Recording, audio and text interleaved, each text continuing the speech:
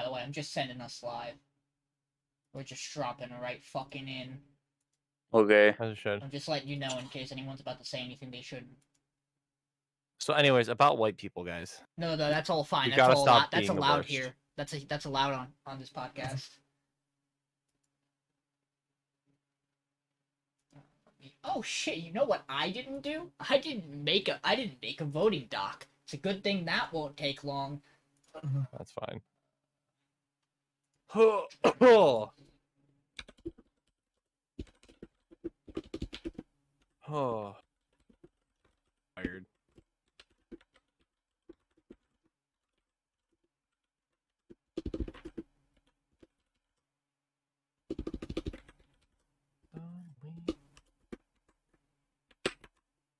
Bam. Easy. Look at that. So simple. Time to go drop it everywhere.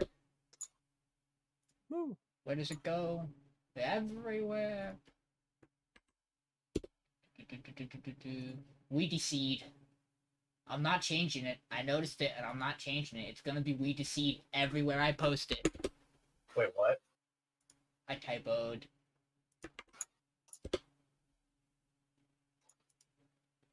Where we decide Well, we decide. that Join we decide the us top 3 as tonight and get ready we for the finale decide. next week. It's almost like I did it in a hurry. You might think one might be able to assume. So hey, let's kick this off. You guys don't know this, but I do. We hit 30 YouTube subscribers. That's actually exciting. Let's go. Yeah. Unironically, small milestones. We take it. Right before we take it. That's this is because I shilled my podcast to 4 of my coworkers, and some of them subscribed. Let's go. Let's go. Let's go. One of which did indeed flat out tell me that he's gone back and watched an episode of our podcast, and he very much Number enjoys go it. up, So let's he is my coworker who I discuss One Piece with. Nice. Good. So he's the one that you He's the one who asked me yes. the question about. Yes, he's the one who we were discussing the Will of the D, which he went to me. Sean, what do you think it is? No, before you answer, we still don't fucking know exactly either. Sean texted me the other day, and then he's just like, "Hey, how many people have the Will of D that I know of?" And then how many have the Will of D that I haven't met yet that you know of? Because I was like, I don't think the number would be a spoiler. And I said 3 to 4, depending on how you want And then to we explain it. and then we had conflicting numbers between what Mason gave me and what my coworker Sakif was thinking of. He was like, I think it's actually 5 more. So See, we're not allowed to say anything. Mason so we already might- kind of explained that it's complicated. yeah, it's complicated It because depends they how you just count it. revealed a good portion of them in like the literal last chapter that came out. Hey, Like 2 chapters ago, I think we got some drops. hey guys, welcome to our podcast. Before we talk about the actual anime we watched, hey John, we're gonna start I with have the- you. I have the most things to talk about. Hi, You say that, literally but you just might got not. back, 5 minutes ago from Columbus, Ohio, for the North American International Championship for Pokemon. Where I competed, I did pretty okay. I ended up going 5-4 in Swiss. That's That's really good. good because you were 1 and Technically, it was 4. Yeah, 3. I it was started 3 1 or and 4. 2 of them were Technically no got two drops you that take were those. reporters dropped. But we we take take those. I went from those. loss win, loss drop win drop win. So Yeah. we'll take it. It's not very satisfying, but we'll take it for sure. Both my last 2 wins were like 4-0, both 2-0 games. You can my hear about losses were John's also like 0-2s. you can hear about John's entire journey on his Twitter thread. Yes. Yes. Link made a in the thread. description. I The only- did The watch only the match I'll talk Twitter about Twitter. in the entire series is the first one where I played a player who is named Riley Ventura, I believe, and he finished top 4 at Fresno literally 2 weeks ago. We love Which is that. funny. The best part about it is I still have the match pairings as we're waiting to get in the line to get into the venue because you got to go through like scanners and stuff, and then like you're let into the place. And so literally, like I see that the pairings are out for round 1. I see that name. I'm like, I recognize that name. Also, by the way, next to him, we're literally 1 spot over, Wolf Glick. I'm like, wow, that would have sucked. the guy I played though was only top 4 at Fresno. And by the way, I ran the team that he lost to in top 4, so he knows the matchup pretty well. Yeah. He was running the same team back basically too. Game 1 actually took off of him playing the best game of Pokemon I played in my life, to the point where like at the end of the first game, even he went, that was an amazing game. To me, and I was like, wow, maybe I'm actually gonna have a good tournament. Little did I know. And game 2 immediately humbled, got rolled in like 5 turns. Game 3 with him literally went to time in the game, in which I crit his Among Us with my play rough on Azumarill to get the HP lead, and then he hit the 6th ruination of the game, which is a move that just half HP is a Pokemon that is 90% accurate. Hit all of those on me, and hit the last one on the last turn to just barely have more HP than me. That's so unfortunate. It was close. We didn't even know who was going to win until it said so. Because we're both like, this is absurdly close. It got like I take very detailed notes early on in tournaments until it's like over, basically. Mm-hmm. The third game notes, it's like 10 turns of like precise notes, and then just fuck it. Because I just like this is going on forever. Spent today absolutely fiending side events. You guys want to see what $20 got me? Yeah. So my first favorite. off, this was $5. Holy shit. That's so big. 200 tickets. This fucker, $65 plushie. Huge Flay Coco. That's bigger than your head. He is my friend. This is the same Sprigatito I got Amber, but the Flay Coco version, and it is mine. He's my friend. I love him. Just put him right there. Yep. He's just a big guy. Here's what the other $15 got me. 80 tickets for a hat with Gigantamax Charizard on it. 4, not 1, not 2, but 4 of the sitting cuties. Oh. Including they didn't have very much left by the time I got there, unfortunately. So I ended up with Ludicolo, Mareep, a Piplup that's like also a keychain, and then the Bronzong. I wanted to get I really wanted to get the Quaxley, because then when I move out, my girlfriend moves in, we can have a shelf that has all 3 starters. But there's always next year. And then 1 singular card pack that I'll open at some point on stream while you guys are talking. Nice. Personal purchases, I bought a $50 plushie that's like a really soft one of Luxio. That is very similar to this $50 Turtwig one that I bought. That is very soft. And he's also friend shaped. Look at him. Friend shaped. I love him. As for free shit they give you, I also bought a little Pelipper because he was my rain setter for the Mon. I now have 3 of the 4 weather setters from Regulation C and before. Only one I don't have is T-Tar. But the free shit they give you, you got a free hat for competing. Ooh, that's a good hat. That's a nice hat. You get a box with Umbreon Espeon. And Ooh, nice deck box. Very cool. You get a bunch of card sleeves as well, with all the EVs sleeping. By the way, more card sleeves in case you need more. I'm not a TCG player. A free Ultra Ball card with a stamp that says international competition. Yeah, I already want to start playing TCG, so just send it over to me. I now have 2 play mats, neither of which I use currently. I might use this one as a mouse mat though, because it is fucking beautiful. Look at this mouse. That's so wow. Very lots good. of Eevee merch. That's I mean, to no one's surprise, but yeah. And then there was Luxio I bought, and I think that was pretty much it. But like for $20, I got the Flake Coco, all those little plushies, and the hat. So it was a very successful day for John. I did really well at the side events. Went 3-0-1, 1-1-1. I had to drop to do another side event because it was taking too long. Went 2-1 in that side event, 2-1 another one, and then 1-2. So it was like 4 side events total, $5 entry per, and I'd say it went pretty well. Hi, people who go to video game and TCG events, play side events. Yeah, no, you should. That's where 80% of people make profit or make it worth going. You can get big plush. Fort Wayne was really expensive for side events. This one was really cheap for NAIC. It was really cool.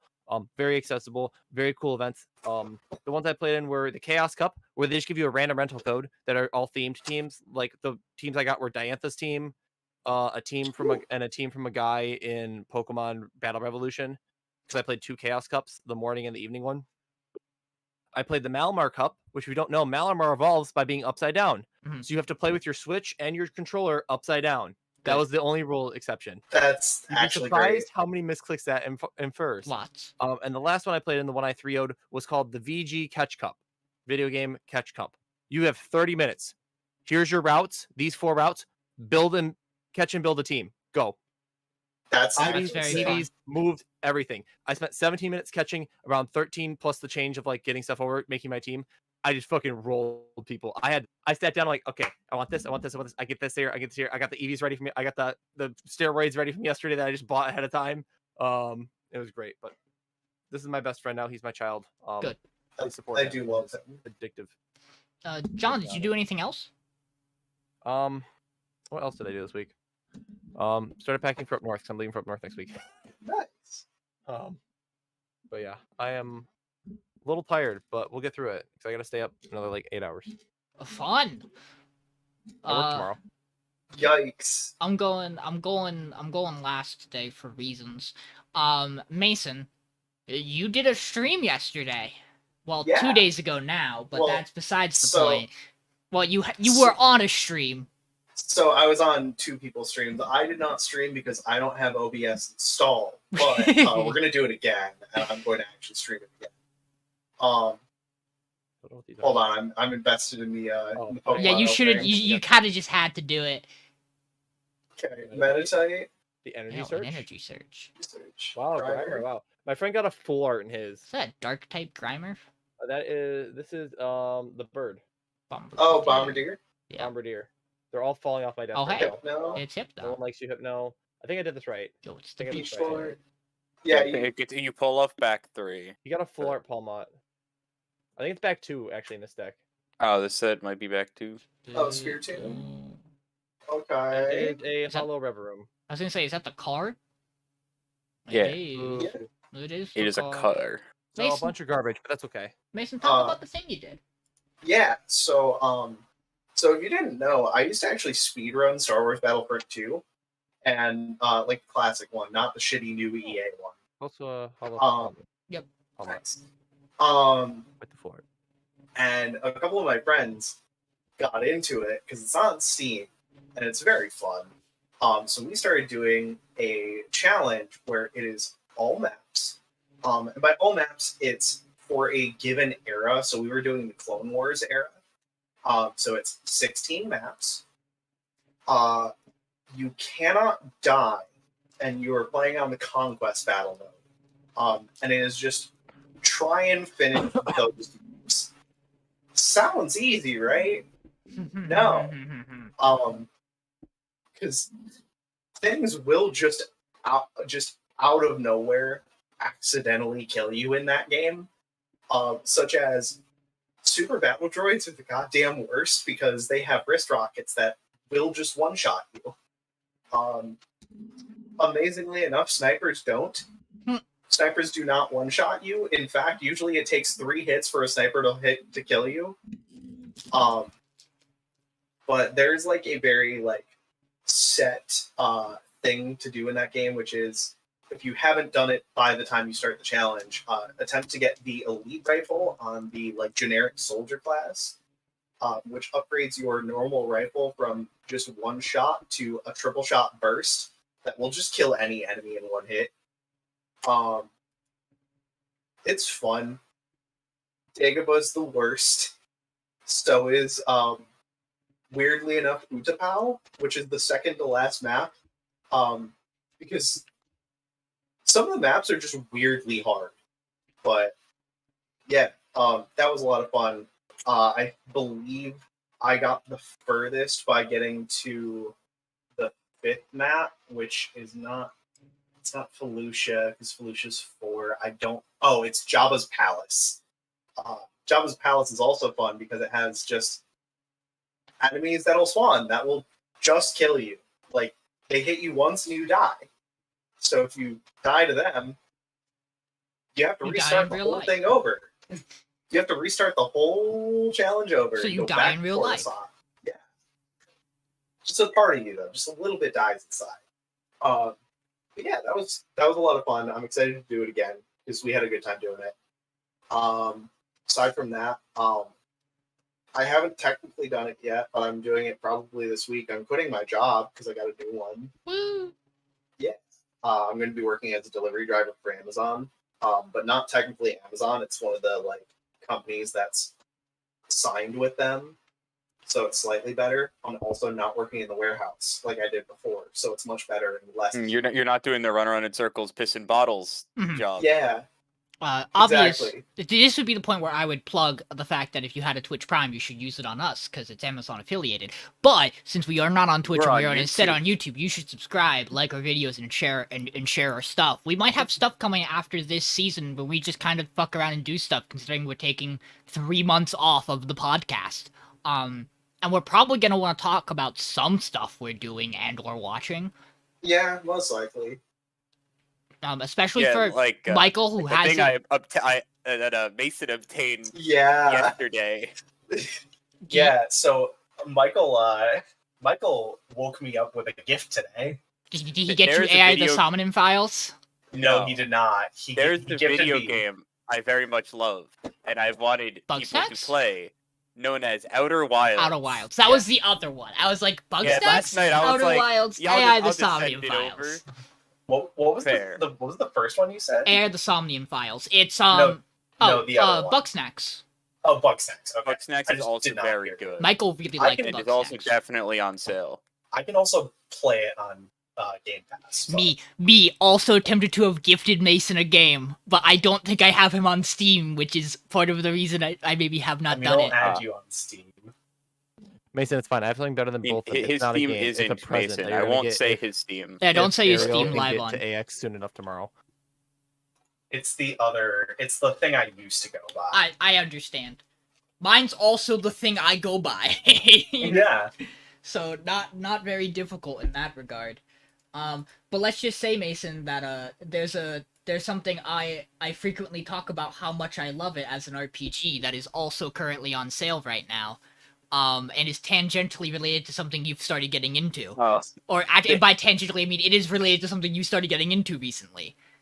Michael knows, because we talked about it. Michael Yes. owns it. I've I own beaten the it. game. I put a whole hour into it. I really like it, and its sequel, which is included in the DLC. sale. It's not DLC. It's an entirely separate game they sold. It's a side story. Is it Little Live? Digimon. Digimon Oh, Cyber Sleuths, Cyber Hacker's Sleuth. Memory. Okay. We'll see. I mean, I'll do it. Okay, What it's else have you okay. done, Mason? Besides get ready to quit a job and Yeah. stream. I helped my friend move yesterday. Yep. Here's a bit of physical comedy. So I was driving all day Yep. yesterday because I was driving his car. So this is my right arm that was not hanging out of the window. This is my left arm. Looks a bit better if I do it like this. Yeah, you can. Yeah, then you can actually Yeah. see the line. You It's can gonna see make the me smile. straight up line. It doesn't hurt or anything, but like it is very red and a bit warm. Mhm. I've also been getting into the original Batman the Animated Series recently, because I've never actually watched all of it. And I watched through Harley Quinn a couple months ago, and I really liked that. And I've just been getting into Batman media. Animated series there's a reason why it's like well regarded as one of the best cartoons of all time. It's How- really good. How many episodes are you into it? 8. I just finished. Do you know, are you by chance watching it by air order or by creation what- order? It's however it's put on HBO Max. Okay. There's a really odd I just know there's a very odd thing depending on which order it is, and I forget which one it does, but you will get introduced to Robin really early, and then you will not see him again for like 15 episodes. I think they do it in creation order Yeah. because it's like where I'm at, like they just did like I just got the first Joker episode. Okay. So- That seems right. Hmm. I Like the because first- I know this because I looked it up because I also did this a while ago. I got decently far. So the first 2 episodes on Max are the first Catwoman episodes, Okay. where Red Claw shows up. Give me a sec. I like those episodes. Those are good episodes. Yeah, Those are good intro episodes. Yeah, it's just like, Um, oh yeah, so this is the kind of feel we're going for this era of Batman. Okay. But yeah, that was fun. Aside from that, So that is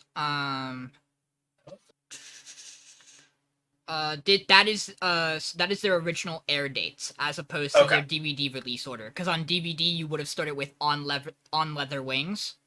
Oh yeah, Um, no, that's the third or the Yeah. fourth episode. And here's where it gets fun. You would not have gotten to the Cat in the Claw until episode 15 by DVD. No, it's crazy. I'm telling you, dude. That's wild. I'm trying. Let me see quick if I can find what is arguably, in my opinion, one of the best episodes of media that exists that comes from this. It is an episode centered around the mob bosses. Yeah, no, I just got that one. Okay, Where that one's really good. Yeah, where The train yard? He's got the train yard where he's missing his son. Oh, yeah, it's so it's fucking incredible. good, dude. It's so good. It's wild that it was a kid show. Yeah. Technically, because that is not something you'd expect to see in a children's cartoon. But yeah. Aside from that, that's about all I've really been doing. I've been playing a lot of Final Fantasy XIV as per usual.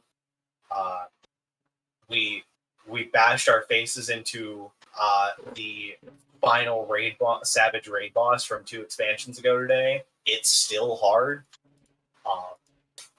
Aside from that, not much else. Just like, yeah, that's about it. For those wondering, that episode is called "It's Never Too Late." Yep. Now, Michael, Also- what have you? Oh, go ahead, Mason. I was just gonna say, I'll be right back. I'm just gonna grab a drink. Okay, Michael, what have you been up to? So things I have done. So I got back into Lost Ark.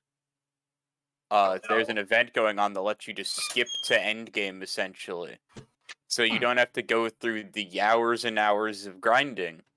Well, you skip to what is early endgame.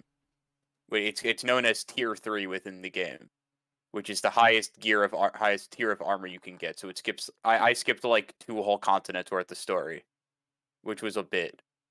That's pretty neat. I play some Destiny as I do. I'm playing a lot of Deep Rock Galactic because that game is very funny. Based.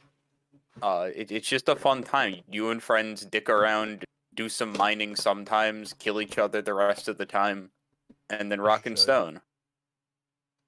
And I was looking back in my Steam library, and I was like, oh, this is a game I never finished. It's a short little game called Far Lone Sails. It is the first game in a series of 2 games. The second one came out last year, I think. 2 years ago. I remember it was in one of those game shows. It was called Far Changing Tides. And I remember seeing it, I was like, that looks like some really cool little game. So I went and looked it up on Steam, and I saw that it had a game before it. I was like, oh, I'll get that. And it's just a nice little game where nice little is not exactly a way to call it. It's a very it's a game. It's a nice large game. It's a very short game. It's 3 hours if you play it slow, which is why I think it's very funny that I didn't play it in one sitting. Like Goose Game. It's very satisfying. Couple hours. Yeah, you are a person who has your own little car with sails on top of it, and you're trying to get to the ocean or something. You're trying to get away from where you are to the ocean to get on a boat, and you go through the trials and tribulations of very limited fuel resources and a broken down world after some big mechanical age and bad shit happening. And then earlier today, I bought Return of the Obra Dinn. I haven't played it yet, but God, I've heard that game is fucking amazing. It's so good, dude. I adore that game. I'll almost sink some time into that eventually. Sink. Ha. Anything else, Michael? But yeah, I think that's what I've done. Dying Light 2 got a cool update, so I played around in that for about an hour. They updated the parkour to feel better, which is really cool. That's nice. Hey Mason, you forgot something. You dipped your toes into Lupin. Oh, yeah, kind of. He's into a show. So, so there is a content creator that I religiously watch any of his videos when they come out. It's probably a content creator you've seen before called Breadsword. Fair. He made a video on Lupin the Third and the Castle of Cagliostro, which is the Hayao Miyazaki movie for Lupin. The video that he put out is longer than the movie. Because the movie is only like an hour and a half, and I did watch that. It's really good. You also should watch it. It's very much like Hayao Miyazaki, but also just like very fun, like haha caper thief stuff. But also, the video is really good. Just because it goes into like Breadsword does his research on stuff, and he put in a lot of effort on like explaining how Lupin originally got made, like the differences between each Lupin series up to that point, how Castle Cagliostro is the best like of Lupin. And I'm going to start watching Lupin. I'm going to start just going through from part 1 and go through all of the parts, because there are 5 parts to it, and then also all of the movies and The Woman Named Fujikamine and some other stuff. Yep. But yeah, I'm liking where I've gotten so far. It's good. Okay. Me time. I watched 2 episodes of Numbers, the TV show. And by 2 episodes, I mean I watched the end of an episode and the beginning of the episode. And I was reminded how much I enjoy that show on a conceptual level and should really go sit down to watch it. I also found out by watching the end half of an episode that the Scott brothers produced that show, as in Ridley Scott and his brother, which is wild. But kind of also, wild that show never really took off like it should have. I really enjoy it. I bought this. It's I figured we were gonna have to do this. Yeah, I know how it decided you did not focus at all. Yeah, it's like when you were showing me the shirts the other night. Yep. Also, oh, there we go. Ooh. I bought me storage so that my 10,000 video files. It's an external storage, but it's 4 terabyte. It's 4 terabytes, so that so that I don't have to worry about all my video recordings taking up infinite space on my computer. Now I can just shove them all there, and I never have to worry about losing podcast files or D&D session audio. Whoa! Proud of you. So I'm eventually going to be uploading a large backlog of shit that I have to go through. Predominantly the D&D sessions, so that I don't have to store it in a Google Doc via upload files. We love the cloud, but also God. Yeah. I played a game. I know, it's so rare. I have played Final Fantasy 16. I have not beaten it. I only have 2 of the power sets. There are 6 in the game, so that tells you about where I'm at. Hey, you're like in the first 8th of the game, right? You're nowhere in. I have reached the part where I have gotten what who I would like to refer to as the second party member. Because I don't consider you getting a real okay, third, because Torgal's a good boy and should always be counted. Yes. But you get Sid's your first party member. That's fine, because that happens very quickly in the game. Yes, he is. There are some. It's also Final Fantasy. He's a guaranteed character in all of them. He is some of my There are some interactions between him and Clive, the main character, that are absolutely wonderful. One of which being Clive is naked in a jail cell, and Sid goes, "Put some clothes on. You're not my type." And it's very good. He's like, while you are very attractive, not for me. And it's so good. Clive being the sluttiest main character ever in Final Fantasy. But I've reached the part where you get the character who after Sid, who joins you. So I'm still not that far in. I'm really liking Clive. There is a plot point that I actually really like how it's handled. And I appreciate that the game's not lingering too long on suspense for stuff, because I got the answers to things that I was confused about pretty quick. I was only confused because of the marketing aspect of the game. Is it the hooded guy? Yeah. Yeah. Uh, No, I I'm knew glad. that was gonna be I'm what it glad was. they revealed that. Or I mean, not everything's fixed about that yet. There's still some things that aren't answered. Which I'm sure the demo never got to. I know Mason, you played the demo. I played the demo. I know a good chunk of the story because Cody has been updating me Okay. on Where him playing where through did the demo end? So you get so I didn't play the actual demo. I Okay. played the like extra mode. Okay. And the extra mode, you are in the castle where Garuda's dominant is at. Okay. And you play her. That is arguably what I would consider the first real boss of the game. Yeah. Is that selection of you fight a dragoon really early in the story, and that is arguably like the first real boss of the game. I've heard they make dragoons sick as they're hell in that so game too. fucking cool. Hey, guess what? The guy who's the dominant of Bahamut's is the captain of the dragoons, because of course he fucking is. My brain, not being Final Fantasy tuned enough, for this whole time, before going into it, was like, okay, so Cid's gonna have Odin, because I knew Cid had the lightning powers. No, Odin's dark, not lightning. No, he has Rama. Yeah, he has Rama. Rama's the lightning one. Yeah, based. Yeah, I don't want to say too much because I'm not too far in. I'm liking Clive. Torgal's the bestest boy. I obviously very quickly, within like the first 30 minutes of Torgal being on screen to do so, got the achievement for petting him 5 times. If you do not get that achievement when playing this game, you are a horrible human being. Pet that damn dog. He deserves it. Good boy. I really like the combat. And I haven't even really gotten to fiddle with it too much. I know some people think that by the time you reach like the end of the 40 hours of the game, the combat can get a little stale because it is just Clive you are controlling. And you do only have one main combo string. Like, you don't have a second combo string to be doing.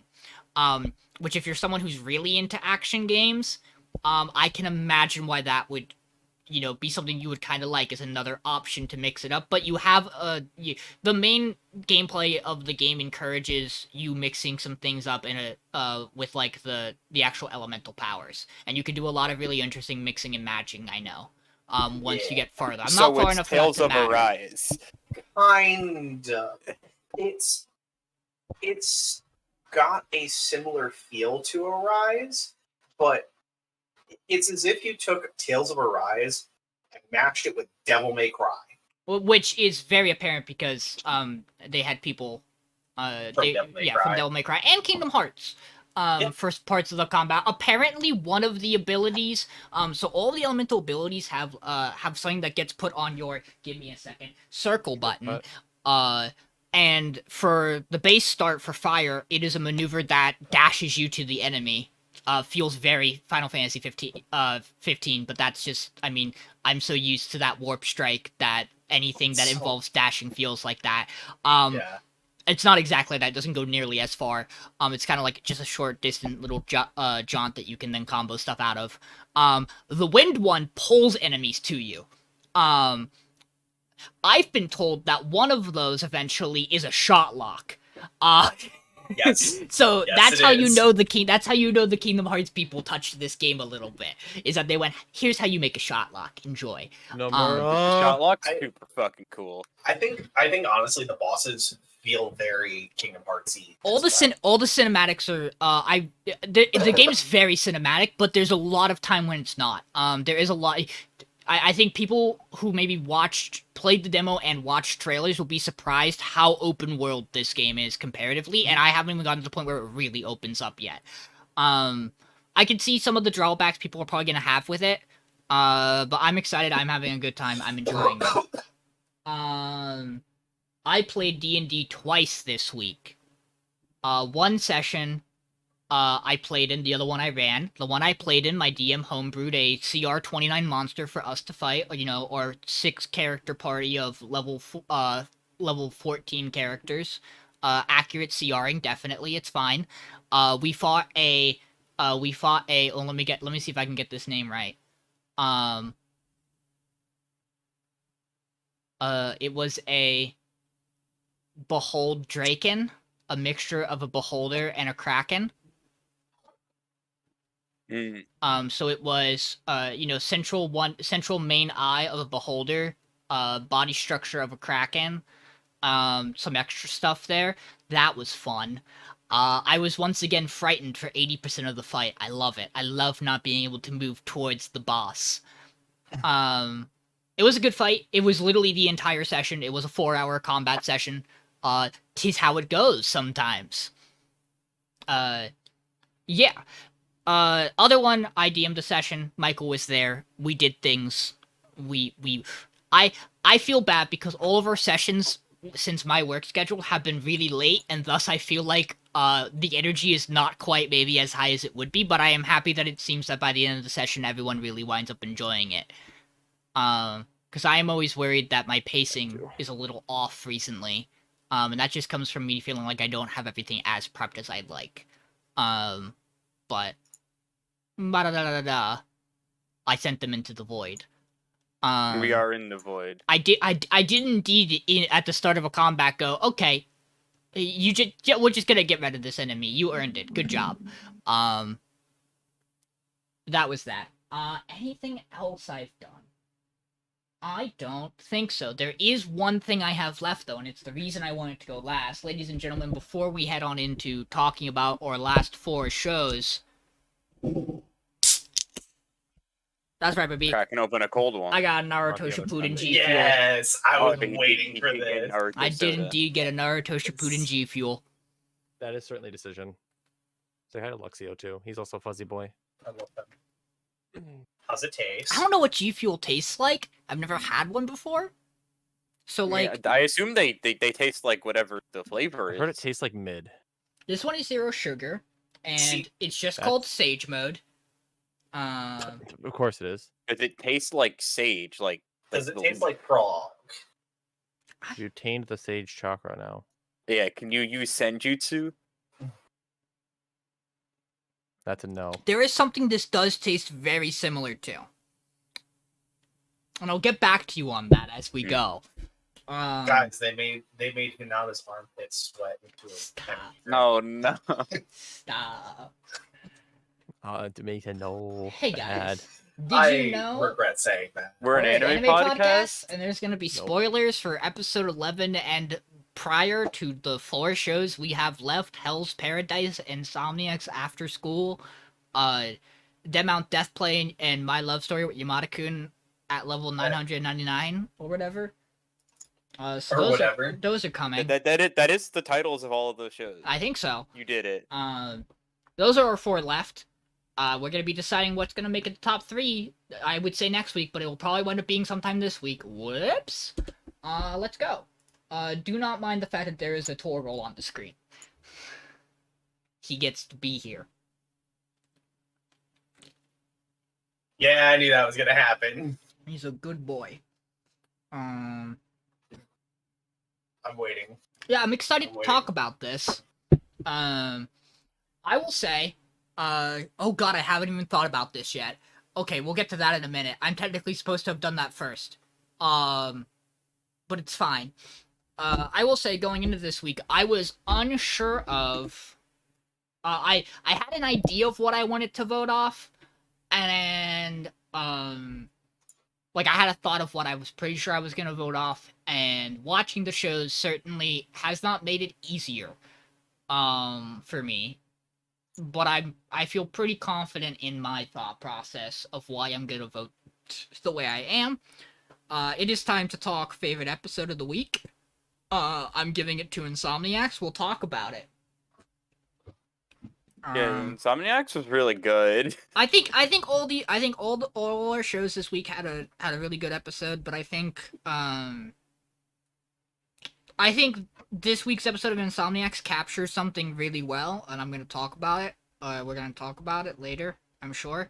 And just like everything else just feels like it's stuff moving in the right spots for closing of the season. And while I think Yamada-Kun was a really enjoyable episode, I would probably still sit with Insomniac for me. Michael, what do you? What? Yeah, I'm gonna go with Insomniacs. Cool. Absolutely. Sean? It's an easy Insomniacs for me. I popped the fuck off in the middle of a line because of stuff that happened in that episode. Fair. Hey, Mason. Yeah. You might have a different answer unless you also think Insomniac had a really good episode this week. I think it was fine. Okay. Well, what was your favorite show of the week? I think it was Yamada. Fair. Yamada was very good. It was very fun. I liked this episode. They're very fluffy. Okay, we're gonna leave Torgal behind. Say bye to Torgal, everybody. Bye, Oh. He'll come back later when I flip flop between it. Let's talk he's about a Hell's mystery Paradise. Muscatool we will use later. Yep. Mason, He's let's still a good boy. talk about Hell's Paradise this week, guys. There's gonna be spoilers for episode 11 of Hell's Paradise. Good news is, if you haven't watched any of Hell's Paradise and you're listening to us talk about it for the first time, shit's not gonna make sense about what we say, but you're not really gonna be spoiled on too much, except for some very fine points that overarchingly maybe don't matter. We'll find out.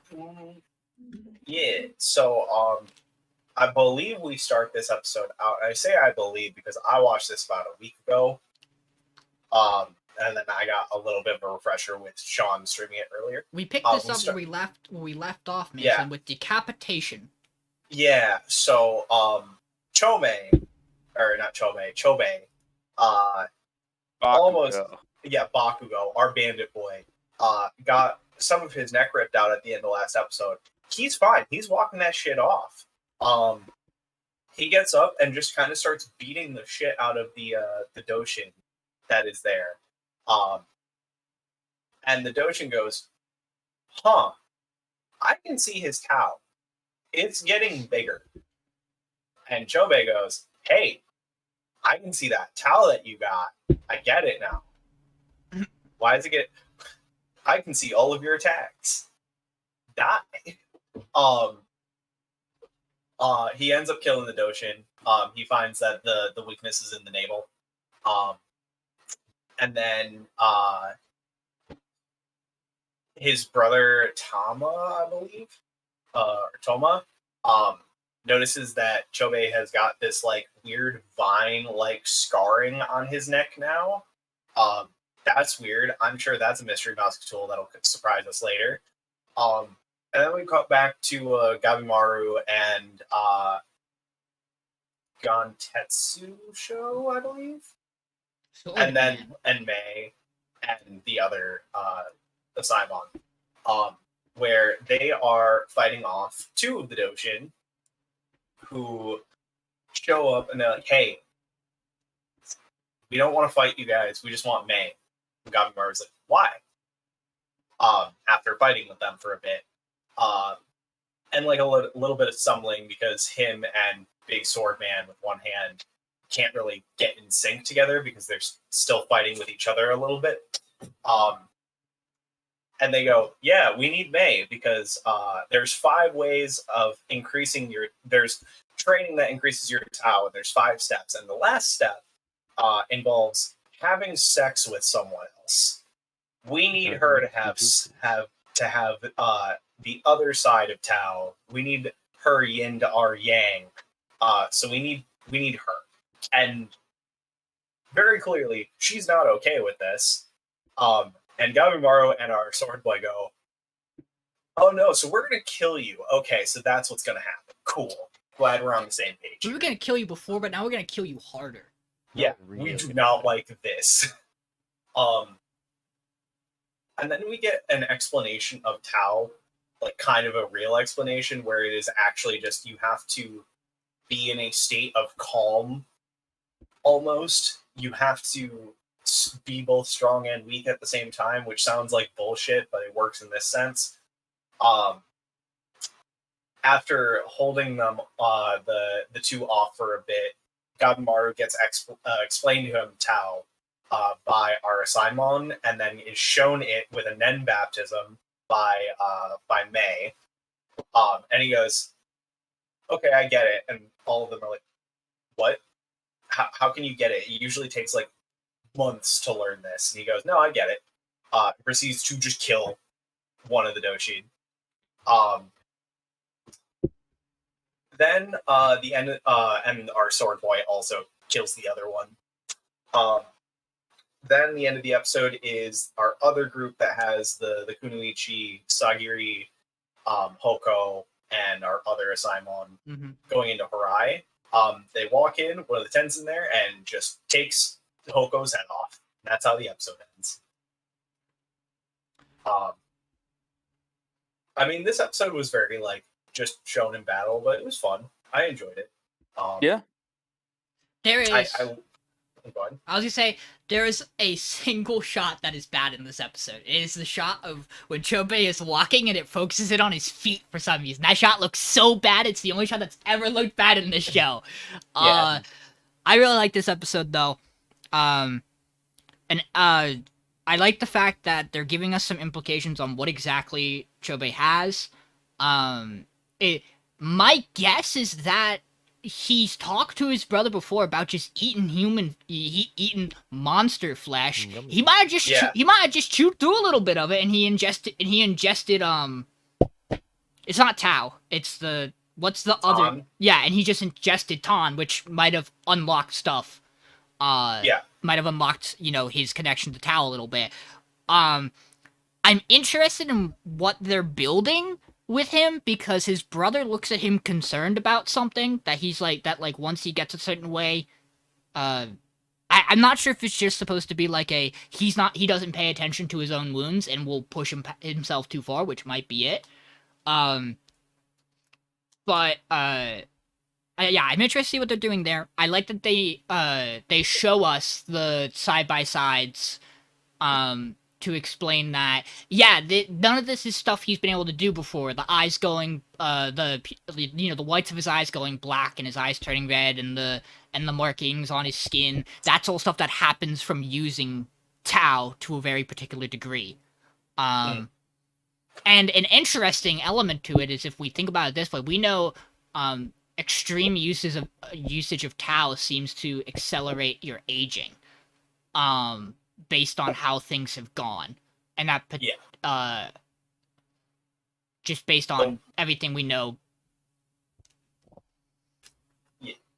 I appreciate it as well. We have the very clear stance when we get for one, I appreciate that they're giving us a reason why all of the Tenzin are so horny all the time. Like, there's an in-universe reason for it now. I also appreciate that when it is brought up, everyone that is on our good side, our Gabimaru and crew, they immediately go, "Oh, so we gotta kill you," because that is not okay. I do like that it very clearly establishes, for at least this group, where it's like, neither of these two men would decide that to get stronger they need to just forcibly have sex with this girl. They are both clearly disgusted by the idea of that and would not do it. They will find other ways to get the power they need. Another about like the whole idea of like, in need of sex. Something that literally just popped in my head. I am also, more so not really. I don't find any of it really to be much of a problem. Particularly because I see like a connection between Buddhism, Taoism, kind of like everything that the show's like religion-wise meshing with, and like the way that those ideals kind of view sex is very open. And a lot of like mythology and stuff relating to it has a lot of depictions of very powerful beings being nude.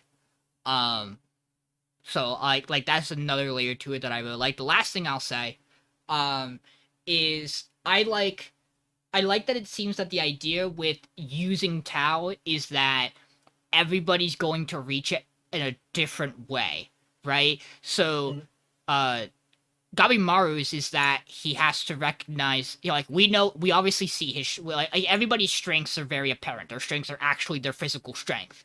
But everybody's weakness is going to be a different thing they have to acknowledge and allow to exist as they fight. Which for Gabimaru, it's it's recognizing that he should care for people and like not hyper focus into kill mode. Just like let yourself be a little more vulnerable than you would normally do. Trust people. Those are weaknesses for him. For Sagiri, it's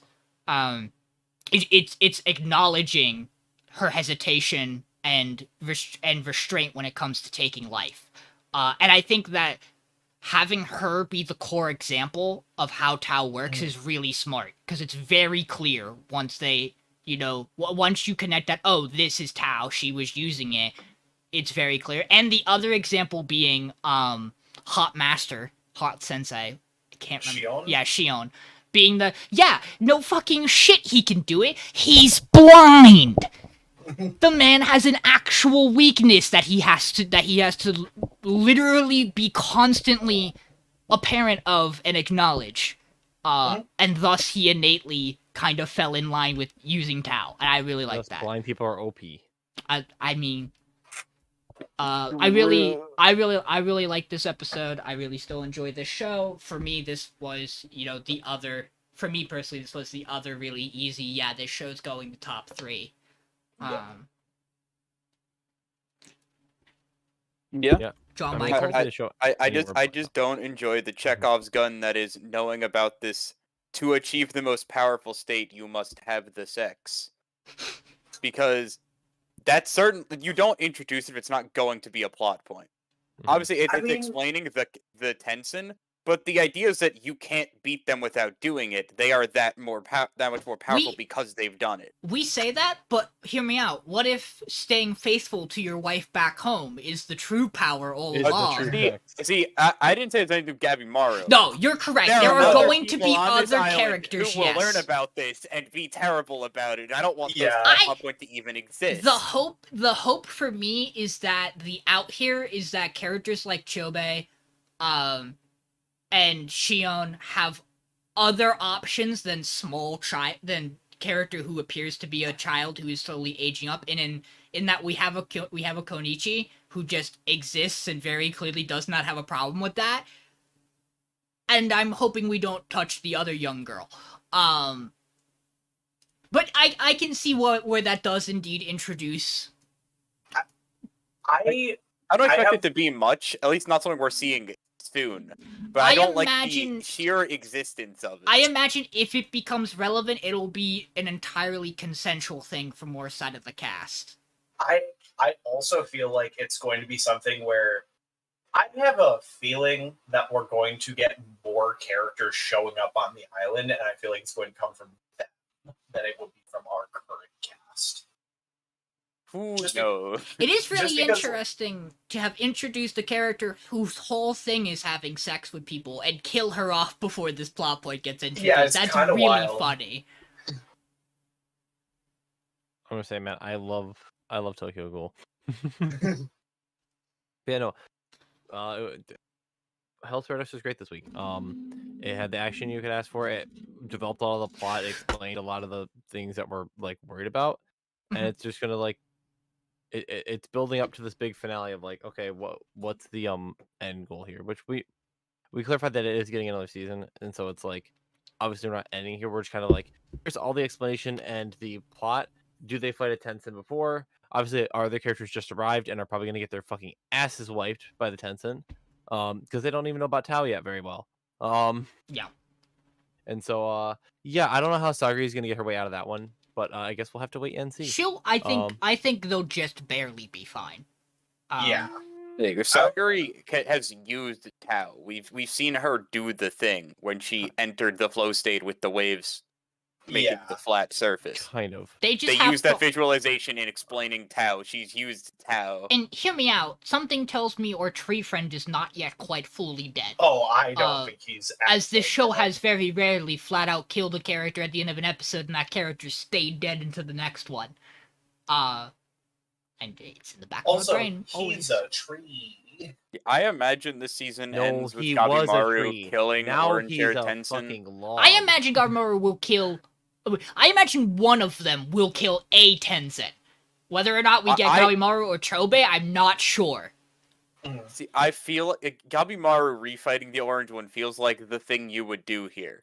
But also, you can do whatever the fuck you want with your own stories. Can we also Yeah, agree It the just feels best like the part was most just like thing that's gonna Gabimaru?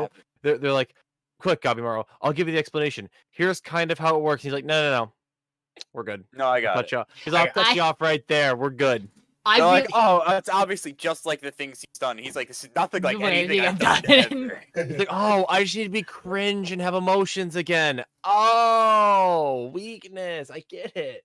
You're I telling- do appreciate as well when they're talking about when the Doshin is talking about how Mei was scarred by the head of the Tensei Mhm. because she would not fuck. And they say it's a sign of weakness. And Gabimaru was immediately like, don't you fucking dare say that's a weakness, you piece of shit. As a slight flash of his wife's face shows up on screen. I really liked that. Two other moments I want to highlight from this episode because they're raw as fuck. Chobe, getting to zoom in on Chobe's right eye and still seeing the pupil in it, like, because it gets so close and his power just That was spikes. very cool. Based. Also, him getting his arms fucking dislocated and then snapping them back in place is so cool. No, but he also activates his curse mark. Yes, This episode. yes, Yeah, he does. And his Sharingan. Yeah, and Yeah, then it- uses the Rasengan. Yeah, Mhm. it very much It's is just so fun. it's a this very much was the greatest hits of shonen episode. Oh my god, I can't wait till someone unlocks Kuriko's basketball powers. Bro, I can't wait until we get the Getsuga Tensho. Bro, Homie Bro's dribbles gonna his use towel left perfect- and yeah. right, and he just breaks Bro's- his ankles. Bro's gonna use perfect copy. It has. I can't wait for Tao to have the properties of both rubber and gum. Only a Tao No, user can fight we're- another Tao user. No, actually, a fairy's going to show up, and it's going to be called Chapter 11 Bankruptcy. Yeah. And it's gonna sit on their shoulder and go 1, 2, 7. You're broke. No, I really. Yeah. Interest has accrued. Interest has accrued. I mean, but where else except for Hell's Paradise can you truly find Bakugo using the Rasengan? It truly is a phenomenal experience. True. Don't look on any fanfiction sites. You'll probably also find it there. But this incredibly based. We ready to move on? Yeah. Let's talk about Insomniacs. John? So Insomniacs this week was a banger. We open up on depression. As we see young Ganta coming out and going, Mom's supposed to be home. Mom's not here. She's not here. She's not here. Oh, look, a bunch of notes with numbers on them, probably predicting if she can live on her own. Why would she need that? Oh, her shoes are gone. I'm sure she'll come back from the store. She's been grabbing cigarettes, right? Yeah. I know we Um, just started a very serious recap. I figured it out. The Sagemo G Fuel tastes like peach mango. That is the flavor. Because I've had the Okay. peach mango monster, and it's very similar in that flavor. That's what it is. Sean's been sitting here going for the last hour, just trying to figure out what it tastes like. It's fine. I drink But it. anyways, Not often, Insomniacs, but I drink they're it. napping on the bus ride. They're heading out to their campsite to go take their videos. Margarity's popping off. She's like, the sea. They pass by a shrine. She goes, save point. It's amazing. Meanwhile, our main boy Ganto's looking for the shot. He's setting up. He's like, hey, we can't go in the water. I got a camping permit. We can spend the night. It's cool. Whereas Margarity just wants to keep exploring and having fun. We get more of our beautiful landscape shots, plenty of stars. They're comparing together. He's looking to take the picture. She's to help with the notes. And then we just kind of have a chill night. Next thing we know, we're back at home. They both realize, hey, we're home alone, just the two of us. No one else here because sister is gone. This certainly won't be awkward. So I'm gonna go take a bath and start some laundry. Here, give me your clothes. He's like, I don't want to give you my boxers. She's like, they're just pants. It's fine. They go make dinner together. He's like, what do you want for dinner? She's like, I want gyoza. He's like, well, we need to get supplies for gyoza, so let's go shopping. Proceeds to say, let's save where we can. Buys a watermelon anyways because it's the summer. They make dinner. It's cute. She draws a line in the sand that is the rooms because she needs to keep herself at bay. As like, we will not cross this line until the morning. As they both proceed to text each other and basically cross that line before the morning. Then they wake up, make some nice breakfast, have another good day of camping and looking for spots. And then they have this very somber moment at the end where they're kind of just talking about life, and Ganta mentions, the reason why he can't sleep and why he really fears tomorrow, basically. And he starts breaking down. Um, and Magri fixes this with the correct way, which is just to kiss him, and it's amazing. It's a really good moment, in my opinion. And they both kind of just die of embarrassment afterwards. And he's like ready to follow up on that statement, and she goes, no, let's wait till the trip's over, then we can figure stuff out. Let's leave it as it is. Ganta, so dazed from it, fucking walks straight into the fucking like ocean. It's so good. I will now takes a bath throw and goes- myself into the sea. March comes and then to takes like a bath lie. and just goes, "Fuck, I should have been cooler when I responded to that." But then he actually wants to sleep because he wants to get to tomorrow. To spend another day with her, and it's really cute. There are but, no like- daggers hiding behind this wall. Nope. Literally, I was like watching this episode. Arkham's razor is just right here. Just like I'm gonna do it. I'm gonna stab you. I got this nice cake. There's definitely not a knife in it. Trust me, it's nice. It's nice, tasty cake. It's happy. It's a good time. There are no razor blades in this Halloween. There's no razor candy. blades in this cake. I swear. But I watched this in a line today with my buddy, and I popped off very hard at the kiss scene. I was like, "They did the thing! It's number They're one this week awesome. just for No, that." but then Ganta pops off. He does the fucking. Yeah. He does indeed pop off. Hey, PSA. Real cute in the anime. Works because these characters have spent a lot of time together. If someone is telling you Don't about the traumatic fucking experience, do do that. not kiss No, don't do them. that. Not Very good actually for the the right scene. response. Very good for the show, but Very good for the show. Very bad to do in real life. Like, extremely bad. Don't fucking Okay. do that, ever. especially don't cock block him afterwards. Really rude, honestly. I wanna run through a couple of things for me. Then I wanna hear Mason talk, and then we'll let Michael and John gush. I'm good. I am like, so here's the thing. This show's very good. This show's done a lot. It's not going off this week because I think it deserves top 3. While I have this as the best show this week, and I have it as my number 1 this week, I do think there are some things that still bother me about this episode. A lot more than I could probably pick at any other show.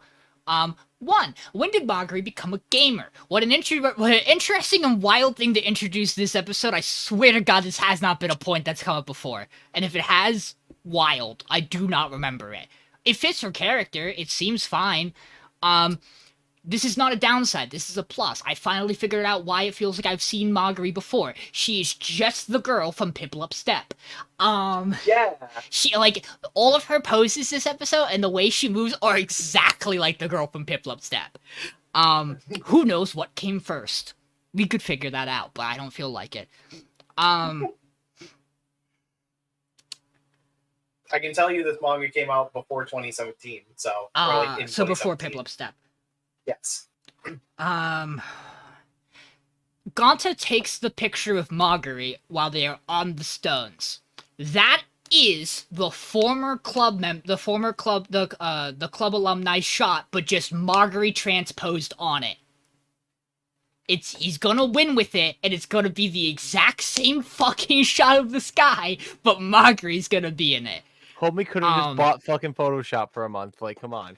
It's just like, I'm pretty sure it might not be I know that's where their senpai went to do the photo shoot, so it makes sense the sky looks the same. But that's the only thing I could think of when he took that photo.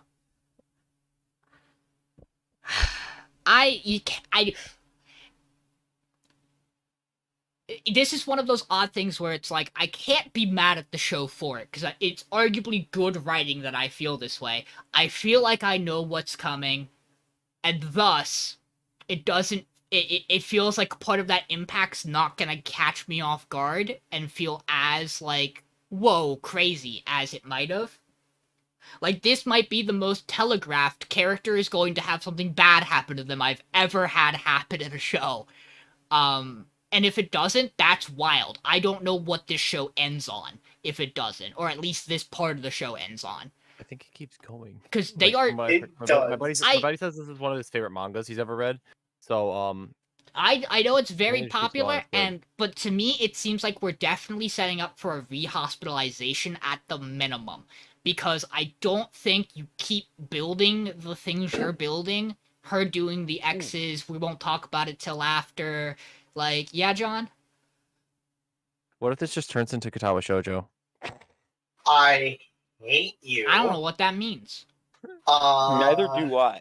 Hi, so And what- Katawa Shoujo is a free visual novel game that anyone can download and play. That is what like is Something tells me we based for shouldn't. introduction to visual novels, That- in which it's- the whole premise is guy goes out with girl, gets super excited, his heart just fucking explodes, and he gets put in like physical disability school for a visual novel simulator. So, I will explain this as a side note really quick.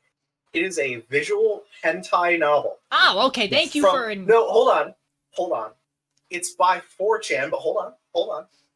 This game made me fucking cry No, multiple it's an actual times. banger. It's an actual banger. It's legitimately one of the best visual novels I've ever played. And fun fact, it's if you don't commit to a route early on, you just die. Yes. Crazy. By hanging out with essentially Harry Potter, but he's a fucking incel. And then you fall off a roof.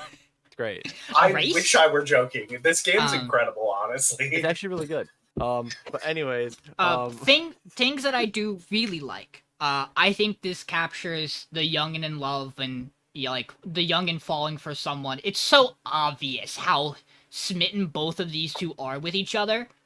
Throughout the entire episode, the way Marguerite looks at this boy, he's doing shit, and she's just like, oh, that's him. That's my boy. Look at him being boring, choosing all the boring options. I love that about him. He's choosing all the boring options. He makes me food. Boy, is there just the perfect shot of when she leans in the first time when they're in the convenience store shopping, where you're like, what a good couple. They should just fucking marry each They're other. just an It's old married perfect. couple. They're going to the store. And that's why the dagger's gonna hurt even more in the finale for it. I will say, Gonta's the weak link of the two. I still don't really find him, like, I resonate with the character that feels like they don't want to burden their parents and thus has matured and does things on their own and takes on all of these problems, and that is a thing that really works for the people that he cares he cares about and will take things on for, but is really bad for himself. I just feel like they're like a couple steps away from writing Gonta's stuff in a way that really feels like it hits as well as everything else in the show has. Like, it just doesn't feel like it's quite there. And I'm not sure why. I'm not sure what it is that's missing for me personally, where I'm like, yeah, I think Gonta, like, really clicks. I don't know. It just doesn't for me. There was one other thing that popped in my head that I was gonna say.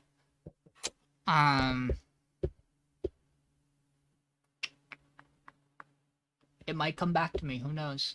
Yeah. but yeah, Insomniacs. I'm excited for it to go to top 3 personally. Because I think I know what's going this week just based on how things are shaking up, but I'm excited to talk about it because I think there's an argument that something else should go, even though we all also really like it a lot.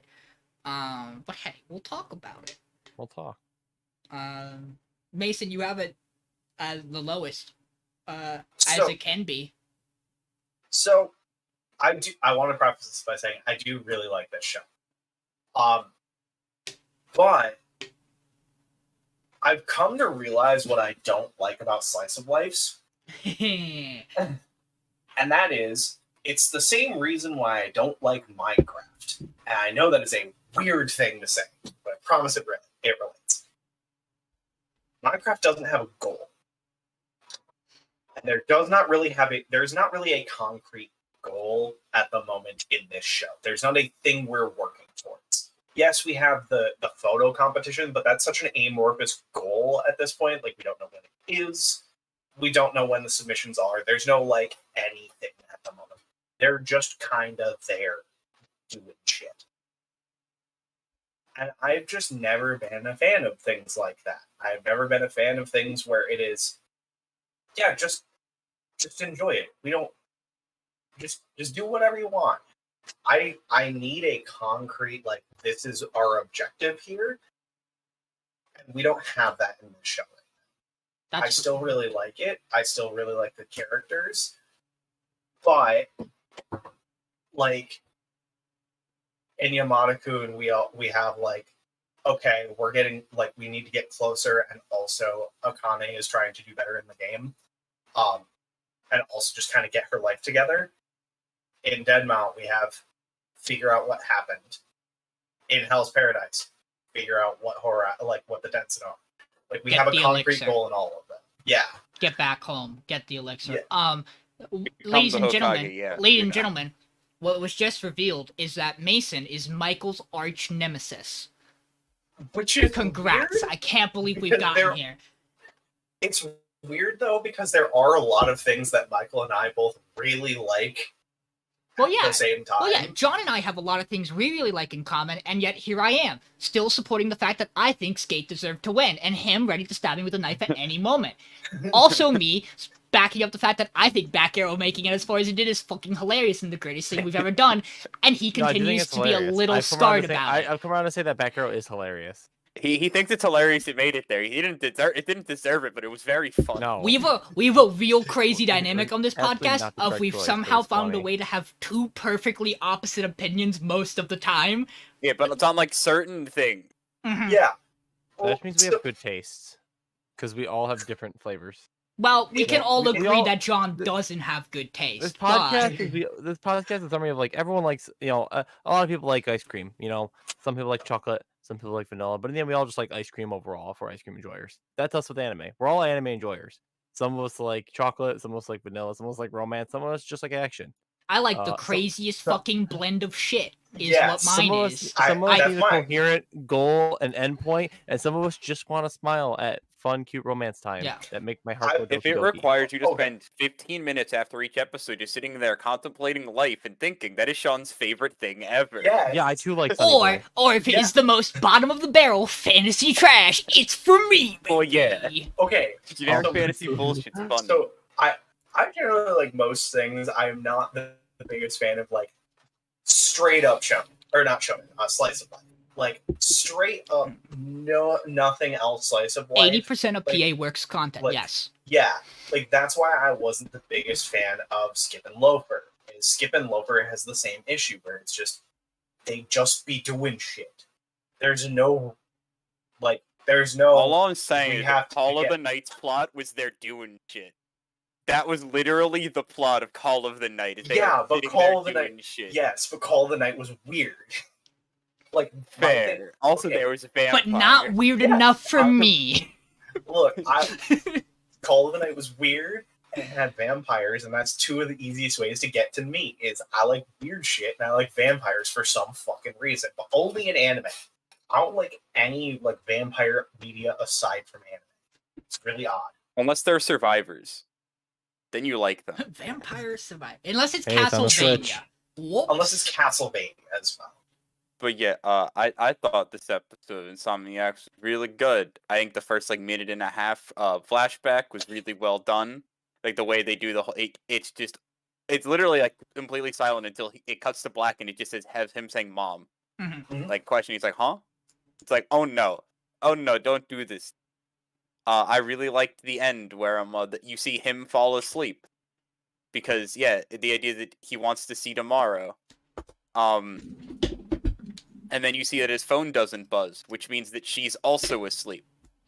Or Maybe dead. Because- Or dead. You never know. I mean, I interpret it that she fell Yes. asleep because she also wants to see tomorrow. And she does, and at this point she just doesn't care.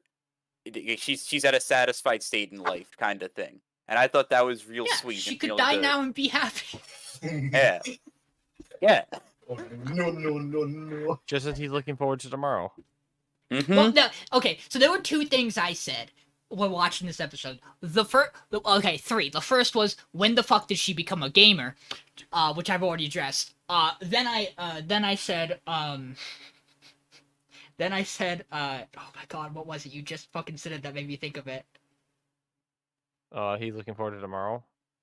Oh, yeah, I can't believe she's getting ready to give this boy a second dose of trauma. Cause he's out here living a great life, finally finding something he loves and enjoys, and it's going to be ripped away from him in some painful way. Somehow. And also just, why can't anyone in this show just be an insomniac? Why does it have to be tangentially tied to trauma? It's an odd little thing. It's fine. I get that there are legitimate cases of people, obviously, who have insomnia because, they have something that does prevent them from sleeping that is tied to an event when they were younger, or yada yada. I don't mean the yada yada and, it doesn't matter. It does, obviously. But it's also, people can also just be insomniacs. It's wild that both of them are insomniacs in the show. I'm going, by the way, I'm an insomniac because tragic backstory. It's really funny in a way that shouldn't be. Sorry, you guys can continue gushing. Wait, you too? I'm good. I'm like, the show make me smile. Give me a good time. Michael, do you have other things you want to say?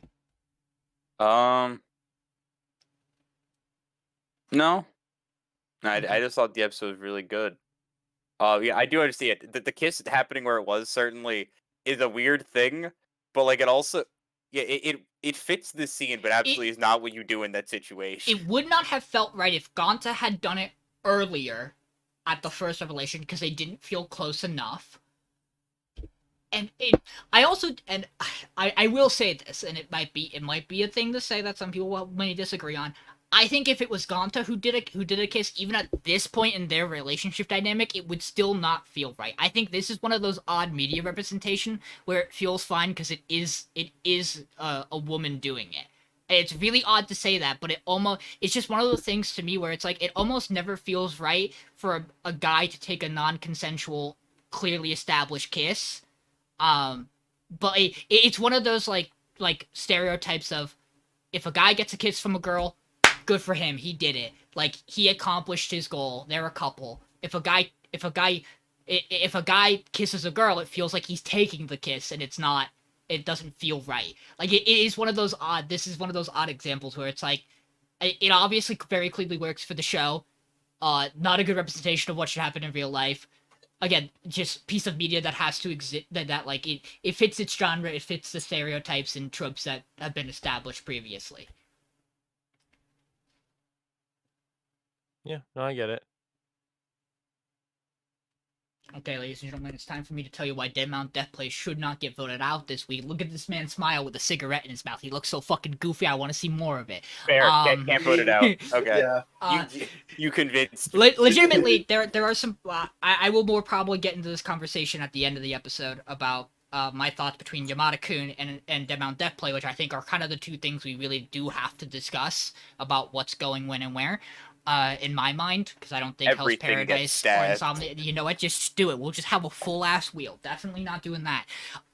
Dead Mount Deathplay this week. We open with. Lose my mind if Hell's Paradise was on there. I would lose my fucking. Don't worry, mind. Mason. It's not gonna happen. Dead Mount Deathplay this week opens with people coming to get their fortunes told. I believe. I hope I'm not missing anything. I watched it earlier today while I was on my lunch, so I might miss a couple of small things. We see a group of friends lined up here getting ready. They're filling out a questionnaire so that Polka can tell their fortunes and see their future. And we get this one older dude who's just kind of vibing here. We then go into the reading, and Polka nails it. He's got all the information about this guy down right. And the Phantom Solitaire reveals to us, of course he does. It is the mask that he has put on. If he knew that it was the Phantom Solitaire, the information would be wrong, but he's getting the right guy, and he's doing a good job interpreting hot readings and all of that, and having a guy who's just basically looking up information about him and feeding it into him. And then, then Polka goes, hey, that's the Phantom Solitaire asks the leading question of, I'm interested in the Phantom Solitaire's proposition to make money about the symbol. Is there anything you could tell me about it? And Polka's like, yeah, it pisses me off, so this part of the symbol's wrong. It's been added to it. And he goes, interesting, I've got what I've come for. It's a shame that this fortune teller has no magic things about him, though, and it's all just actual fortune-telling skills and manipulation. And then Polka goes, there's a girl in a wheelchair behind you, and the Phantom Solitaire goes, oh fuck. How did he know that? What? And yeah, I love that. I love this scene for reference. I think this is one of the best scenes in this episode. Is him getting I love when Polka does this. It's the same thing when they do the mark previously with the investigator. And to do it here with the Phantom Solitaire to be like, you have somebody who is following you, and he's just like, if it's my guardian angel, and I find a way to figure out who that could be, me person who should not have that here, I'll sort that out myself. And Polka's like, cool, I won't send them to the beyond then. Go for it. And then we get a back-to-back stinger that I think is rad, which is we see the two schoolgirls leaving, talking to each other. And it's raining, and we have Polka narrate, weird that two people asked me the same question about the symbol that the Phantom Solitaire is looking into, and the girls are having a conversation about how the one forgot her umbrella, and the other one lends it to her because she has her raincoat, and it has the fucking fire-breathing bug fire safety symbol on it, which is both it is both a great reveal and also fucking hysterical to see, because it's just this girl with the fire safety, which I think builds into the girl on the bridge when they blow up the police car is the actual fire-breathing bug person, because that is now twice where it feels like the actual one is a young girl, where we've had like that kind of consistency of that's probably the actual one who's doing it. And then we cut to police stuff. We have Polka has some conversation with the Pen and Takumi about looking into the mark. They're not able to find any information. They don't want to dig too deep because it involves corruption in the police, and they don't want to get the rest of the family, the Shinomiya family, dragged into it.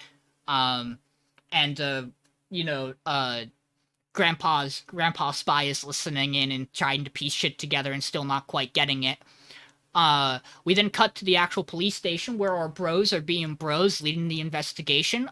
We see some minor cops be like, God, I fucking hate this guy. Why is he my boss? He fucking sucks. And they try to make him feel bad and bully him afterwards. And RSA goes, I'm gonna break your arm.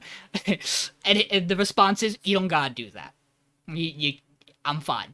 We'll be fine. And then two dudes show up and break the dude and dislocates the dude's shoulder. These two rock. We have. I love it so much. I don't remember the one's name. The other one is like, oh my god, they like use an honorific for the one. I do not remember their names. One's an older dude, who is rad and dislocates the shoulder, and then re-pops it back in the socket. Like, damn, it's a good thing you faked that injury and I fixed it for you. That could have been real bad if I wasn't here.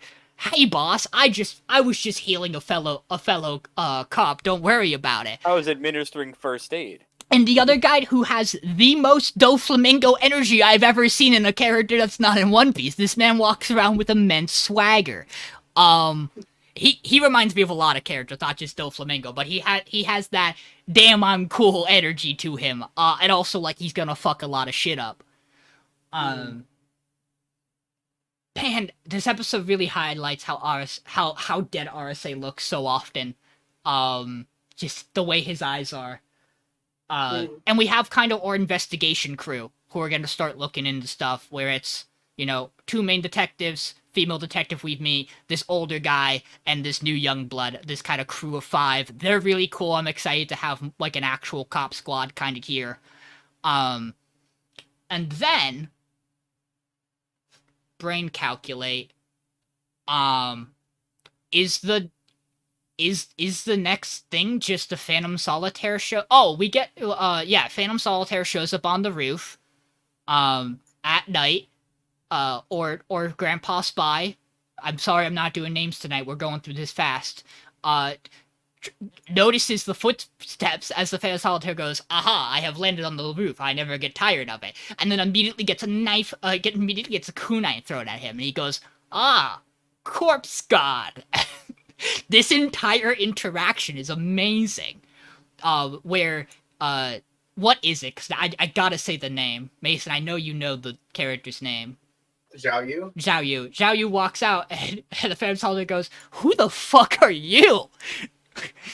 At this point, Zhao Yu goes, you're that famous guy. And then the Phantom Solitaire tries to ultimate bluff his way out of this by going, I know who you are and why you're here to stop me. Let me check something. And then inside his brain he goes, I don't know who the fuck this is or what they're doing here. I love him so much. And then he goes, And then he goes, "You might be fast and might be trying to hurt me, but you just can't quite get to me." To which Xiao Yu goes, "Extend the arms!" I also love Robot! where he goes, "All right, little boy. I don't want to fight a little boy," and he goes, I'm "I'm 19. 19." You're about to get your shit kicked in. Meanwhile, the corpse god is sleeping, but Polka wakes up and sees that the fire-breathing bug has written a message in. Polka is dreaming of his past, where we finally get interaction with his teacher. Well, corpse god is dreaming of the past, where we finally get interaction with his teacher. And we see a little bit more about how, was supposed to respect the Empire and be on good terms with them.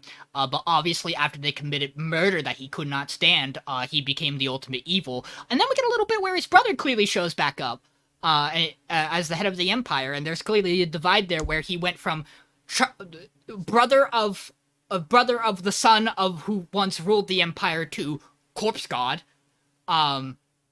Also, we have to address the fact that his teacher is the skull face from the ancient Magus Bride demon put on a fucking busty lady's entire body, and it's the weirdest fucking thing to have to look at on screen. I feel like I've seen that skull demon stylistic somewhere else too. I can't think of it. Was it Wandering Witch? Maybe. No. It's a very common It's a bunch skull. of tropes. Yeah. It's a very common dead skull as well. That's used to symbolize the dead.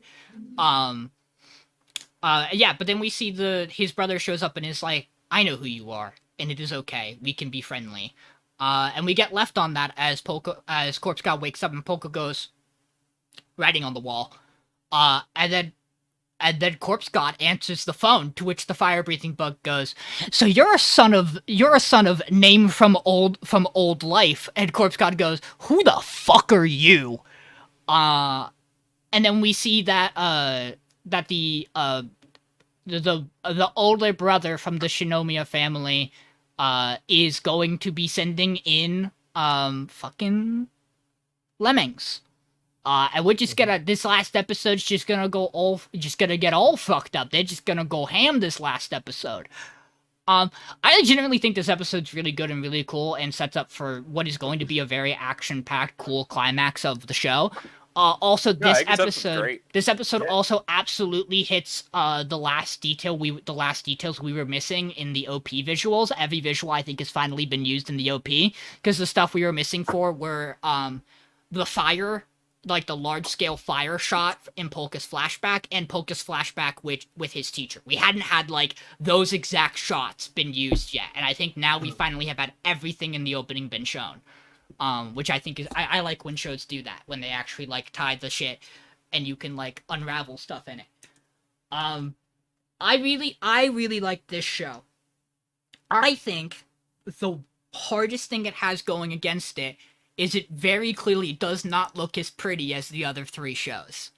It definitely feels a step of quality down, but I really think a lot of the moments that hit really well and seem like good payoffs for reveals or twists in this mystery-telling story of a suspenseful, drama action show, are really starting to show, and I'm excited to see where this goes. Obviously, we won't get a very satisfying end to this first half, but I think we'll end on a spot where we'll know what we're gonna get into in the second half. Which I will say, this, in a weird way, a show that we know is getting a second core feels like it will have the most clear ending of all of our shows left on this podcast right now. Where I am not quite sure where the other three shows will be ending. How far they will get.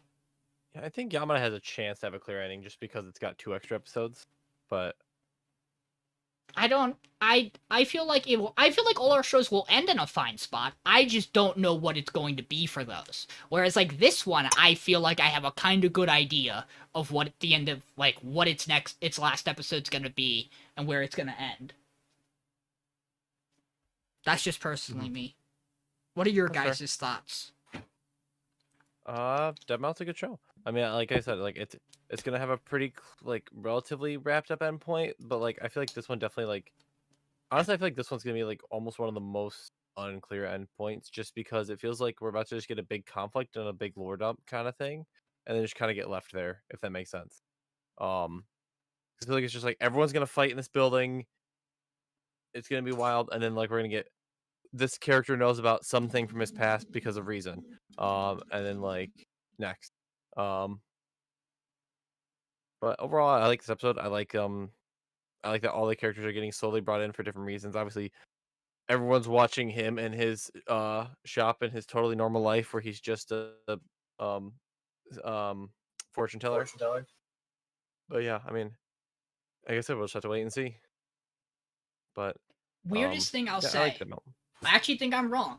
I think there are still a couple of shots we don't have yet from the OP, because I think there are shots that seem to imply they're related to Takami's backstory, and we have not touched him yet as a character. Yeah.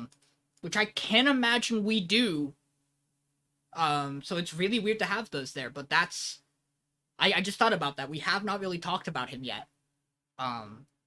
Like in terms of his past. I mean, I really like this show. I really liked this episode. This was the only episode of this week. Honestly, I kind of changed my answer to this for best show of the week, just because for me, like, this was the only episode that I watched all week where I was excited watching it the whole time.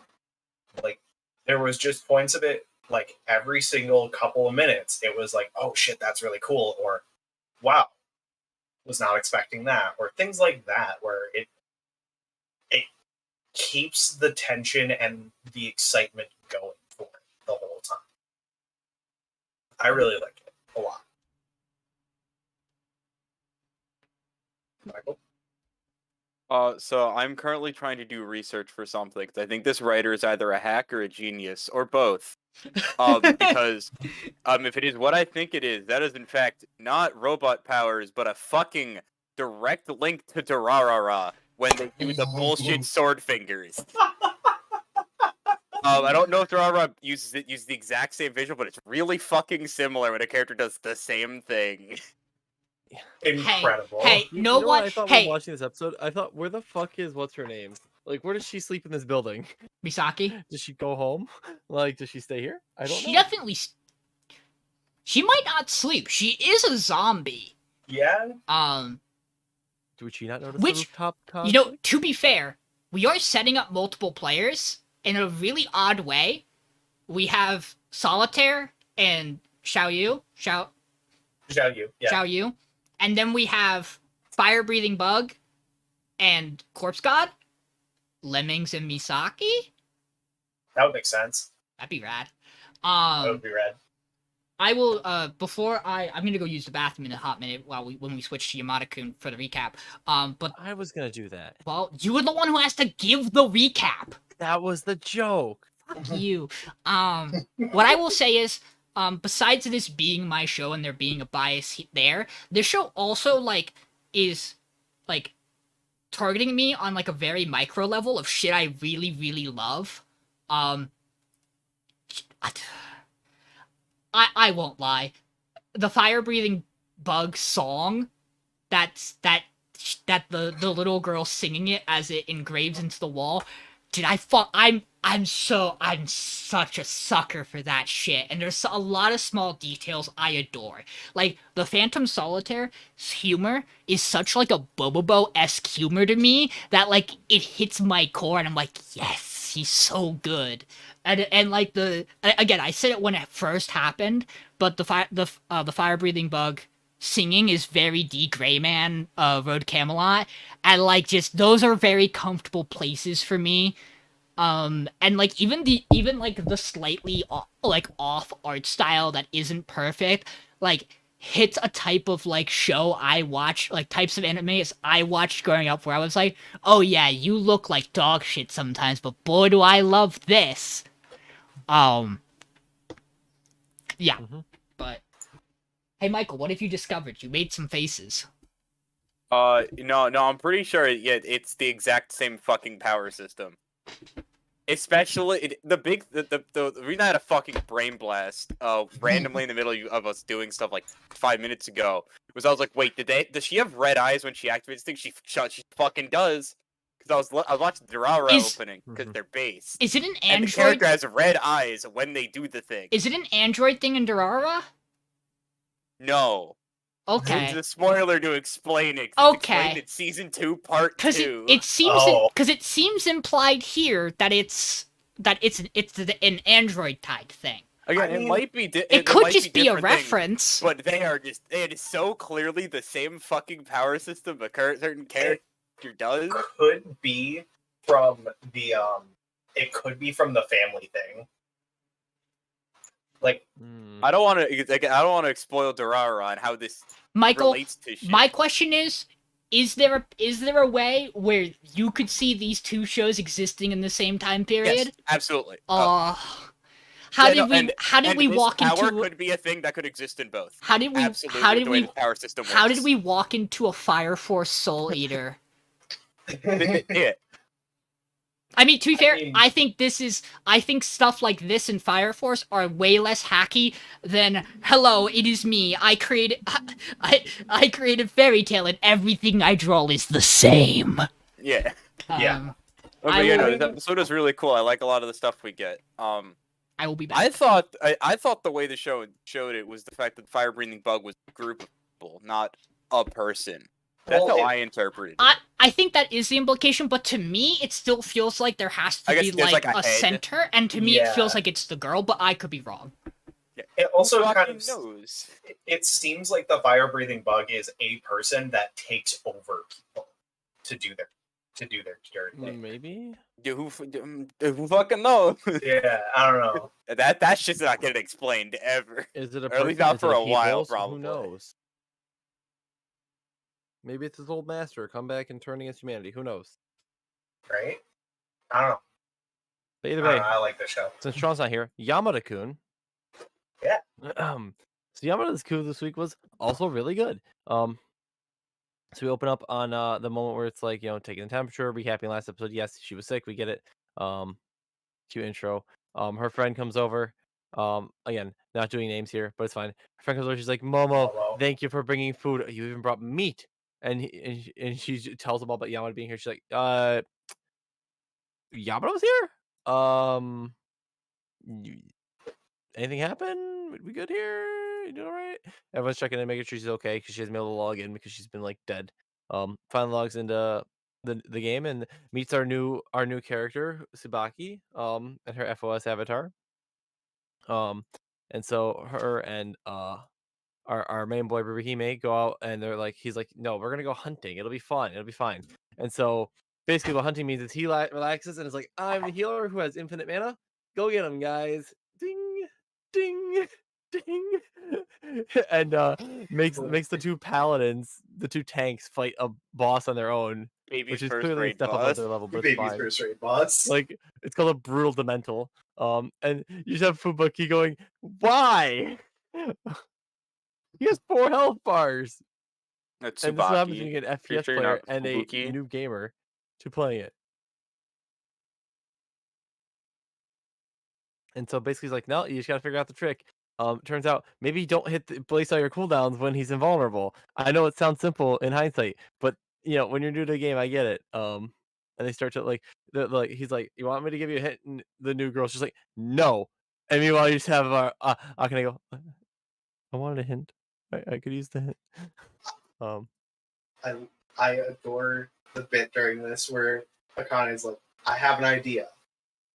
We mash the shit out of our buttons. Maybe that'll work. Yeah. And then Akane, being so proud of her efforts, calls Yamada like, hey, we tried a raid boss. We failed, but we're learning stuff, and it was fun. Please give me head pass and congratulate me.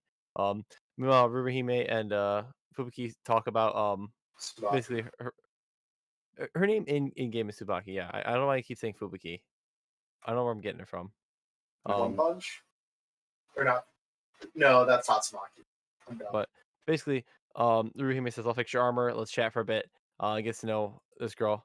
We have this little chat, and then Akane is like, you know what? I need to talk to Momo about something. It's very important. So she goes out to lunch, and she goes, "Listen, Momo, Yeah, that's why was I fine. dumped?" To which Momo goes, that's what you're talking about. You want to talk about something serious? I wanted to meet about this. You're not going to confess your love about this boy to me? That's lame. I'm pissed. Um, and so she's like, you better tell me the truth. And suddenly, two guys from her previous group date show up and was like, like, hey, Momo, and she's like, fuck. And so they sit down with their friends and they won't leave because they're pushy guys, and that's why she didn't like them. But of course, the invader happens to be Eita, who goes over and is like, sirs, I think you're bothering our guests. Please go to another. He's like, no, we know them. He's like, sirs, you're bothering our guests. May I escort you to another table now? Because Eita's the best, bro. To which Momo's like, why are all of her friends hot and nice guys? I don't understand. And he goes, maybe I should start playing this FOS game too. It seems like there's only hot guys there. And so they chat some more about relationships. Ada clearly seems like ready to get out of there and not wanting to hang out with his coworkers who are there because he's an attractive boy and inviting him to stuff like karaoke. But then upon leaving work, Akane's like, hey, can we talk? It's important. And that's where we leave off on the episode. And then we also have a little excerpt at the end where it's like, where'd you get all this nice equipment? It's so neat and rare. And she's like, I just played the main game. You get it for free from the game. But where'd you find it? And meanwhile, I just have Ruhimi going, yours is actually more rare because it's fully upgraded to the max, so it's actually better equipment, but it's fine. It's very cute. And so yeah, we kind of leave off on a bit of a cliffhanger of like, what are we doing with the 3 group here? Which is a very interesting group of 3 people, to be honest. Like, Eita mixing with Momo is, I think, going to be a very fun interaction to me. I hope. Did we get The- where are I we? just finished the recap. We Perfect. just finished it. This episode really solidified for me that Eita is my favorite character in this He's the entire best goddamn boy! show. He's the best boy! He's just fucking wonderful. Eita's He's also very Chad good. as fuck, by the way. He's great. It has very early mid 2000s rom-com male character energy. In that there is often the character who is the weird goofy sidekick character who then also gets incredibly hot and badass at the drop of a dime. He's an You know who Oron he character. reminds me a lot of? He reminds me a lot of the green-haired guy from Horimiya. Who, like, Oh, acts all yeah. goofy and stuff, but the second he's around his sister, boom, serious mode. He is also a very Ada's a character who absolutely, and it's totally not the fact that he's working in a food service job, feels like a maid-sama character. He's also a male butler, but yeah, I get it. God, sorry, I'm just thinking about the scene where she's like, "Go to karaoke with me," and he's like, "Respectfully, no." I'm a Con. Anyway. Hey, can I talk to you? No. No, I'm off the really clock. goes, No, I'm off the I'm clock. not a siscon. I just really adore my sister. You might refer to me as a siscon. She's like, that's what I said. It's Well, 'cause So he fucking doesn't say that. He doesn't say no. He says, "Wow, so rude." He's like, look, the only person allowed to call me a siscon is me and my sister. The only one who could beat me is me. God, I cannot get over the scene of, man, I really love the sky in this game. It's probably my favorite part of this game. How are you guys doing? It's such an MMO thing too, where it's just like the power scaling so high because I'm level 90 and you're level 25. I can just sit here and heal you guys and let you just do all the work. Yep. Because my mana regens as fast as his HP does. I adore a lot of things in this episode. I think it's super funny. I think it's a good, enjoyable time. A lot of the faces and bits really hit this week. I really like our 2 girls getting to enjoy some game time together, and I like the fact that it's clearly like an area of conflict, where she's just like, I don't want to like Akane. Shit, I came here with a purpose. Now I like the game, and I may like Akane. Fuck, god damn it. And of course, Ada's advice is wing it, because he doesn't know. He's like, you should just do it, and it's like that won't cause any problems or conflicts with the show where we're This will going. not cause any drama at all. side note, sorry. No, you're I good. really like that we actually got footage of them playing the game Yeah, this it's week. really cool. It's great, as opposed to it only being kind of like a gag side thing or stuck to the end credits. I really I enjoyed also like seeing that it. we got both our girl on girl time and our girl on girlfriend time, right? Yeah. Mhm. I like Momo. She's a good character. Yeah, She's like kind of weirdly, like, kind of an asshole. But I like it. She's I don't want to say. I want to make sure I use the right word. Checks No, dictionary. that's Yeah, not the she's a right word. bitch. She's just very upset at the world because her group dates aren't going well. She's just hopelessly in a shitty place with love. Listen, I'm just saying, she's in a shitty place with love. Ada's a single guy who doesn't care about it. I'm just saying, maybe she'll start playing FOS. I mean, she's gonna. There's no way Yeah, she. she- Yeah. They're She gonna absolutely incorporate starts her playing into the it, group. starts following for Mr. Komoda, Listen, realizes the he's a proportion of hot 30-year-old, guys Yes. 40, to 50-year-old, and thinks it's weird. I'm Yep. hot guys gaming. I mean, just right there. I mean, I'm glad 100% you ratio and I FOS. both see that plot point coming on the horizon, Michael. Yes. Yes. It's because he has an adorable little character, and also he's a sweetheart and the most lovable guy ever. Because he's just a farmer. He doesn't Just vibe. have an adorable character. Rumi Hime is a completely different person. Guys. No, we're talking about I- Komoda, his little puffball Oh, His angel little guy. that turns His into little guy. a Kirby boss. Yeah. I love Yeah. him. Kirby I- boss transformation. So here's where I make my case. This episode's fun. The show's really good. It's done a lot of great things from a direction level. Here comes the B word. Here comes the B word, guys. Ready? I do think that in terms of plot and interest, for me, this is at the lowest. This is all great. This is all fun. To me, I think this has what Mason described for Insomniac. The problem was of Oren Goliz's shrugs. Like it felt like for a while we were doing end goal is Yamada figures out what love is and starts to learn maybe what direction to take in. But what now we're bouncing back to Akane, and it's like we need to get Akane back for love. Like she needs to have her rebound and figure out where she's going. And the show seems to me to be gearing up for the Ada's given both these girls advice that they should go for it. And obviously doesn't know that he's sending them both to Yamada like, hey, I like you. In my opinion, the best case scenario is he goes, I still don't know what I want. So no to both of you, question mark? But I imagine we're going Akane Yamada, because it feels like that's the direction the show's going, which I think is fine. It's grown on me and has felt less awkward the longer we've had with it. I do have a little bit of a beef with the a guy doesn't check on you while you're ill and take care of you and take you to a hospital unless he is desperately and madly in love with you and into you. I mean, or he could just be a good guy, man. Just he's Well, just a dude. I The one who mean- says that was Momo, right? Yeah. Yeah. Yeah, and Momo's Momo's clearly insane. read too many. Yeah, Yeah, books. Momo no, is exactly. insane. Doesn't Yeah. have good ideas. Yeah. She clearly has no idea how this whole thing works. Yes. That's not how this works. That's not how any of this works. Like I think this show is good. Is he? Maybe, but that's besides the point. I think the show is good. I think it has the weakest impact or plot, in my opinion, of our three, and thus I have the least reason of our four, and thus I have the least reason to want to watch this one out of the other ones for me. Like, I appreciate this show on a direction level, on everything in that regard, and I like the fact that it got this far for that, because I did think it really deserved it, having been a show that only seemed to improve as it went on. But I also feel that way about Deadmau5 in terms of improvement. Like, there was a period of time where I was worried that Deadmau5 was going to be okay, and I felt like it really amped it up, and I felt like it kind of kept progressing in that regard to an interesting story and plot.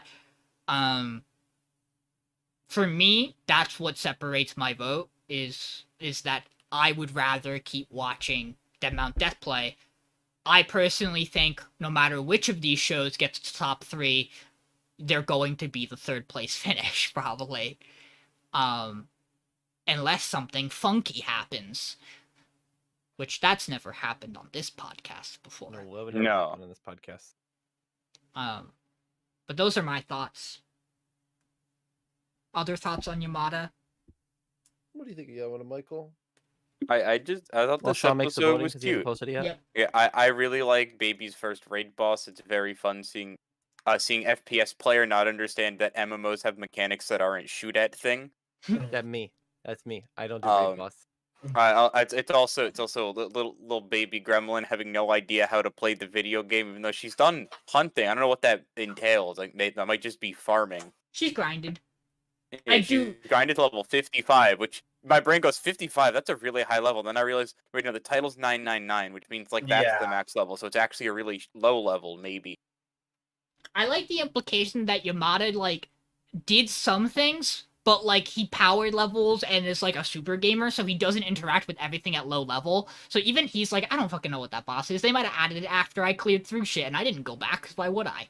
He Waste also of my doesn't know time. what low level boss are because he's like, why would I do low level bosses? I'll just plot to the main story and then grind levels afterwards. Also, they did mention that it is like a boss that only shows up some of the time. Yeah, so yeah, like, bosses are fucking cringe.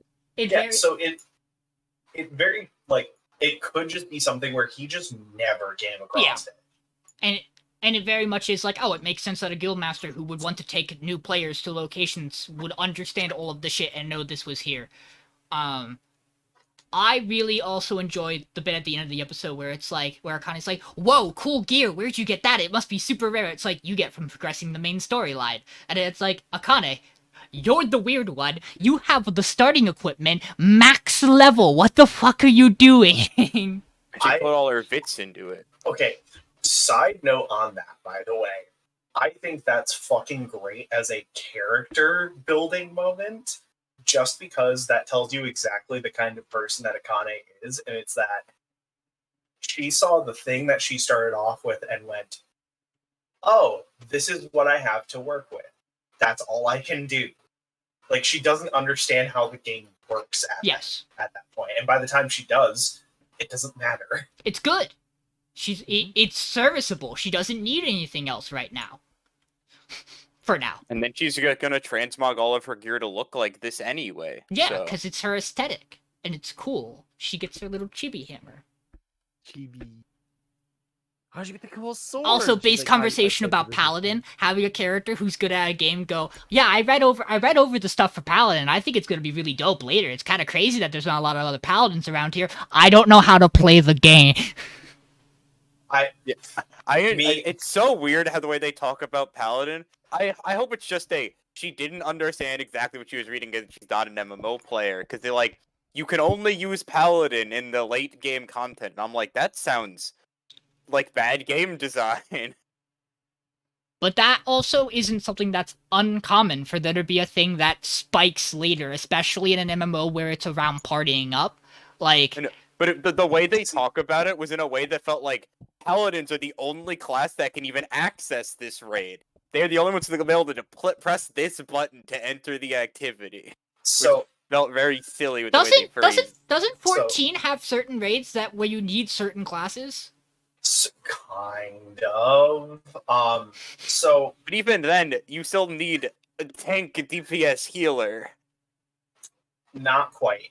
What the fuck? So Not if you can heal so yourself. there is a thing. So Blue Mage exists. Blue Mage has its own weird fucked up thing. Because Blue Mage, you don't like get skills by leveling. You get skills by encountering an enemy that has the skill needed in your spell book, watching them use it, and then killing them. But they only drop it sometimes. And there are achievements for going through certain raids with only Blue Mages. Mhm. But also, it's funny as a 14 player when they talk about paladins like this, because I think about it in the connotation of 14, where paladin is arguably the worst class in the game. Because paladin, you have exactly the people who played during 1.0 playing paladin, or the people who have every class leveled to 90. That's it. No one goes on the game and goes, yeah, I want to play Paladin because it sucks. Unless you've played it forever. But, yeah, it's just fun. Other Yamada-Kun thoughts? No. Other overall thoughts about our 4 shows? No. Top 4. I'm not Yeah. disappointed with whatever. It's been like a good top 6, top 7. Yeah. We had like a real solid end back. I plan good to season, watch honestly. stuff. Even season 1, apparently, Dangerous in My Heart gets really good. From like That's what I've People heard. really like it. It has a it's confirmed yeah. second season. Yeah, people also really liked it off rip. Guys, But, the Oshinoko conversation about how Oshinoko is fucking peak fiction, and goddamn, the latest chapters are insane. Someone please, for the love of God, catch up besides me. I need to. I'm do like that. 2 chapters behind. Shut the fuck up. Those are the most important ones to read right now, Michael. Sorry. I didn't get to talk about it. Gore. I don't know when it happened. I might be a chapter behind again on Chainsaw Man and JJK, but there is a JJK chapter. I think it's 225, John, and you'll know exactly what I talk about, where 2 characters fight, and 80% of the chapter is the rest of the cast talking about those 2 characters fighting, and it is the first time I've ever read a manga chapter and gone, this is a comedy bit for when it gets animated. That's wild. Because, like, I read that and my eyes glaze over. I'm like, what the fuck are you talking about? And I'm like, but it's going to be really funny when they animate it. It's going to be a really good cut back and forth bit between the characters.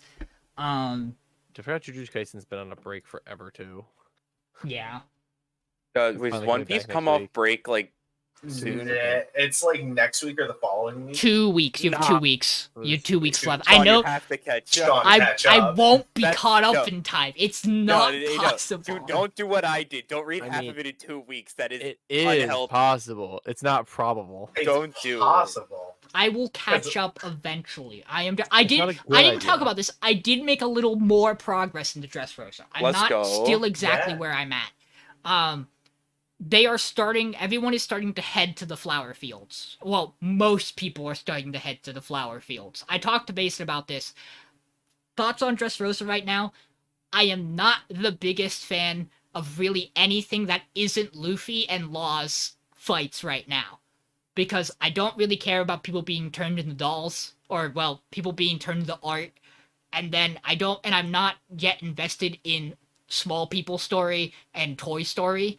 Toy Story. Which is I always how told I Small felt people. about The it. Twin Towers are my fucking favorite. I told him that it gets better because there is a certain point where Dressrosa hits, and it gets a lot better. What I will say, I absolutely do. I actually really do like the. No, I do can't- really I can't like. do the shape with my hand.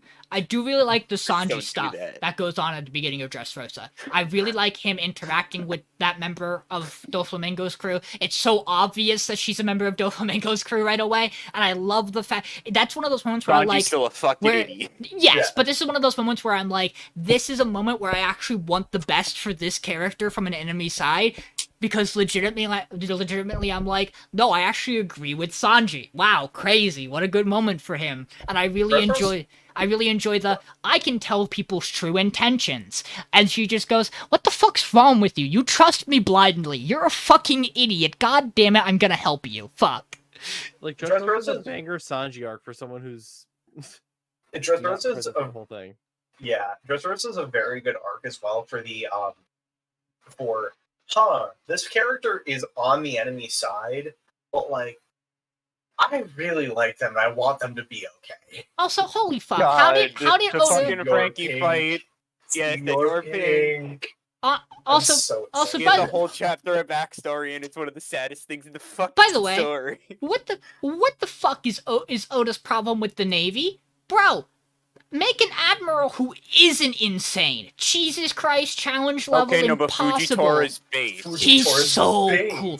Dude, the man shows up and he goes, "Goodbye, ground." And everyone's like, how the fuck are any of them alive?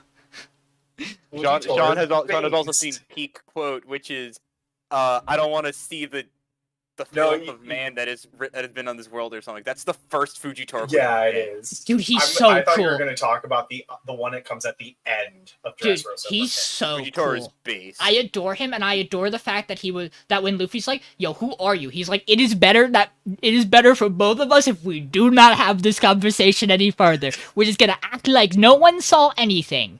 Get it?" And walks away. Fujitora has legitimately my favorite line in the entire series, and it comes at the end of Dressrosa. And you'll know exactly what line it is. Based, when I'll it comes probably up. send you a screenshot of it. Yeah, you probably will. I It made me cry. I sent Mason a screenshot, and this is one where I actually legitimately cannot tell if he's bluffing, so that I don't know that I'm right about something, or if it's something that where he legitimately does not think that's true, and it's just a coincidence. And by that I'm I terrified mean, of what this and by thing that I is. mean there is a shot where Sanji gets to the plaza and sees Luffy fighting in the arena, and there is a moment with someone whose hat looks a lot like Sabo's hat, where the person has a text bubble about Luffy, and they are oddly separated from everything else, and they kind of feel like they're being focused on in a weird way. Where I sent Mason the photo, and I went, "Is this Sabo?" Question mark, and his response was, "I don't think so, and I don't know if that's him just letting me experience the manga." I'll send that to everybody else too. I You did? sent it. Cool. Yeah. Perfect, thank you. Yeah. It looks, I don't know, the striped shirt and the hat feels right. And the fact that he says shrimp makes me think it's Sabo, because like he's older and grew up with Ace and him. And it's like, hey, he would be able to go, "That's fucking Luffy, what the fuck, man?" Yeah. Hey guys, I have the results of the voting. The only show with no Slay this week is Hell's Paradise. Insomniacs has 1. Dead Mount Deathplay has 2. Yamada-Kun has 3. I am surprised by this. Michael. I really did Traitor. not think I was going to walk out of this with Dead Mount in top 3. See, I went in just going, I will vote for both, expecting thing. Because I didn't care which one made it out. No, because someone will always defend their own show if it's at risk. Never doubt it. I'm just happy with the fact that my show's the only show that doesn't have slays on it. Well, that's because you put a slay on the other one that probably Yeah, could have walked and- away Because this you're week wrong. without it. See, John could have I slayed could Hell's have made Paradise. it. I thought about I could it. have done very silly things. I could have made it so no shows had saves. I We thought love about doing it. silly I have, things here. but I have culture and respect for Mason's show, which he clearly does not for mine. No, it's not that. I explained my fucking reasoning on it, John. It was his bottom of the Maybe- week. It makes sense he know. put a slate on it. Yeah. You also slayed Yamada, which you had at number 2. No, I had it at 3. He did have it at 3. I had it at 3. Because he had Yeah. Dead Mount at 2. I mean, I knew Mason was gonna slay Insomniac. I wasn't sure if he was gonna slay Yamada, and I was not sure if Michael was gonna slay you. I was honestly expecting a wheel between Dead Mount and Yamada-Kun this week. I think Yamada and Insomnia actually gotten 1 slay each, but hey, here I am. Well, yeah, you won 2 shows in top 3. Fuck you. Yeah, I wanted no a I show think my there. shows are better than Dead Mount. It's a fact. I know you No, do. it's not. I It know. is. For No, me, no, it's no. a fact. No, They're better. it's a fact that It's a he John knows. fact. Oh, that you think Yes, that. it's a Yeah. fact Yeah, that I think that. it's not a fact that it's bad. Look, John's It is the had fact that Horimiya is a better show than Scape. That's John's the fact. had that- John's had. Look, I'm just saying. Horimiya's I've better had too manga good than for too Skate. long, apparently. That means nothing about the shows. Look, Yeah. after Hori Piece comes out, you know what? Maybe I'll agree with you. But then Skate 2 gets to It's come actually out, just and then we starting. get to It's great. really see we get to judge then.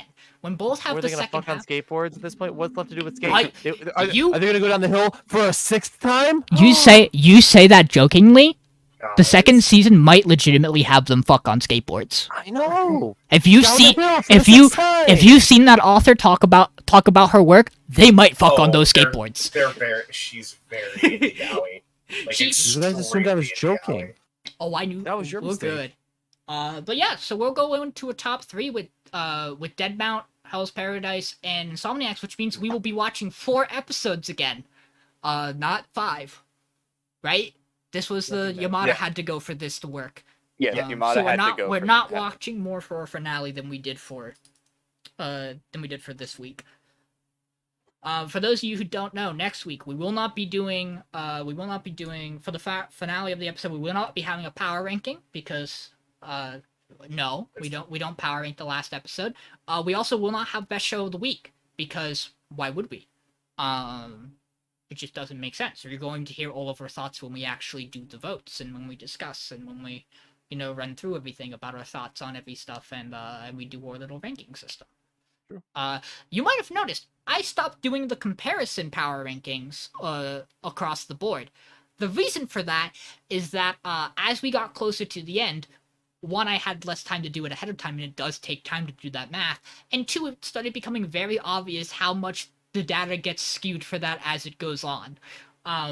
Where, like, if the shows aren't the top 3 shows, like, their average ranking and, like, their average, like, score massively tanks. Where it's like, yeah, every show that's not the one that hasn't been the number 1 and 2 for most of the show, aka anything that's not Insomniacs or Hell's Paradise, is going to be like a 7, if not lower. Like, everything else was getting to be like a 6, even a 5. And I'm like, those aren't accurate numbers for how these shows' qualities are on an average score.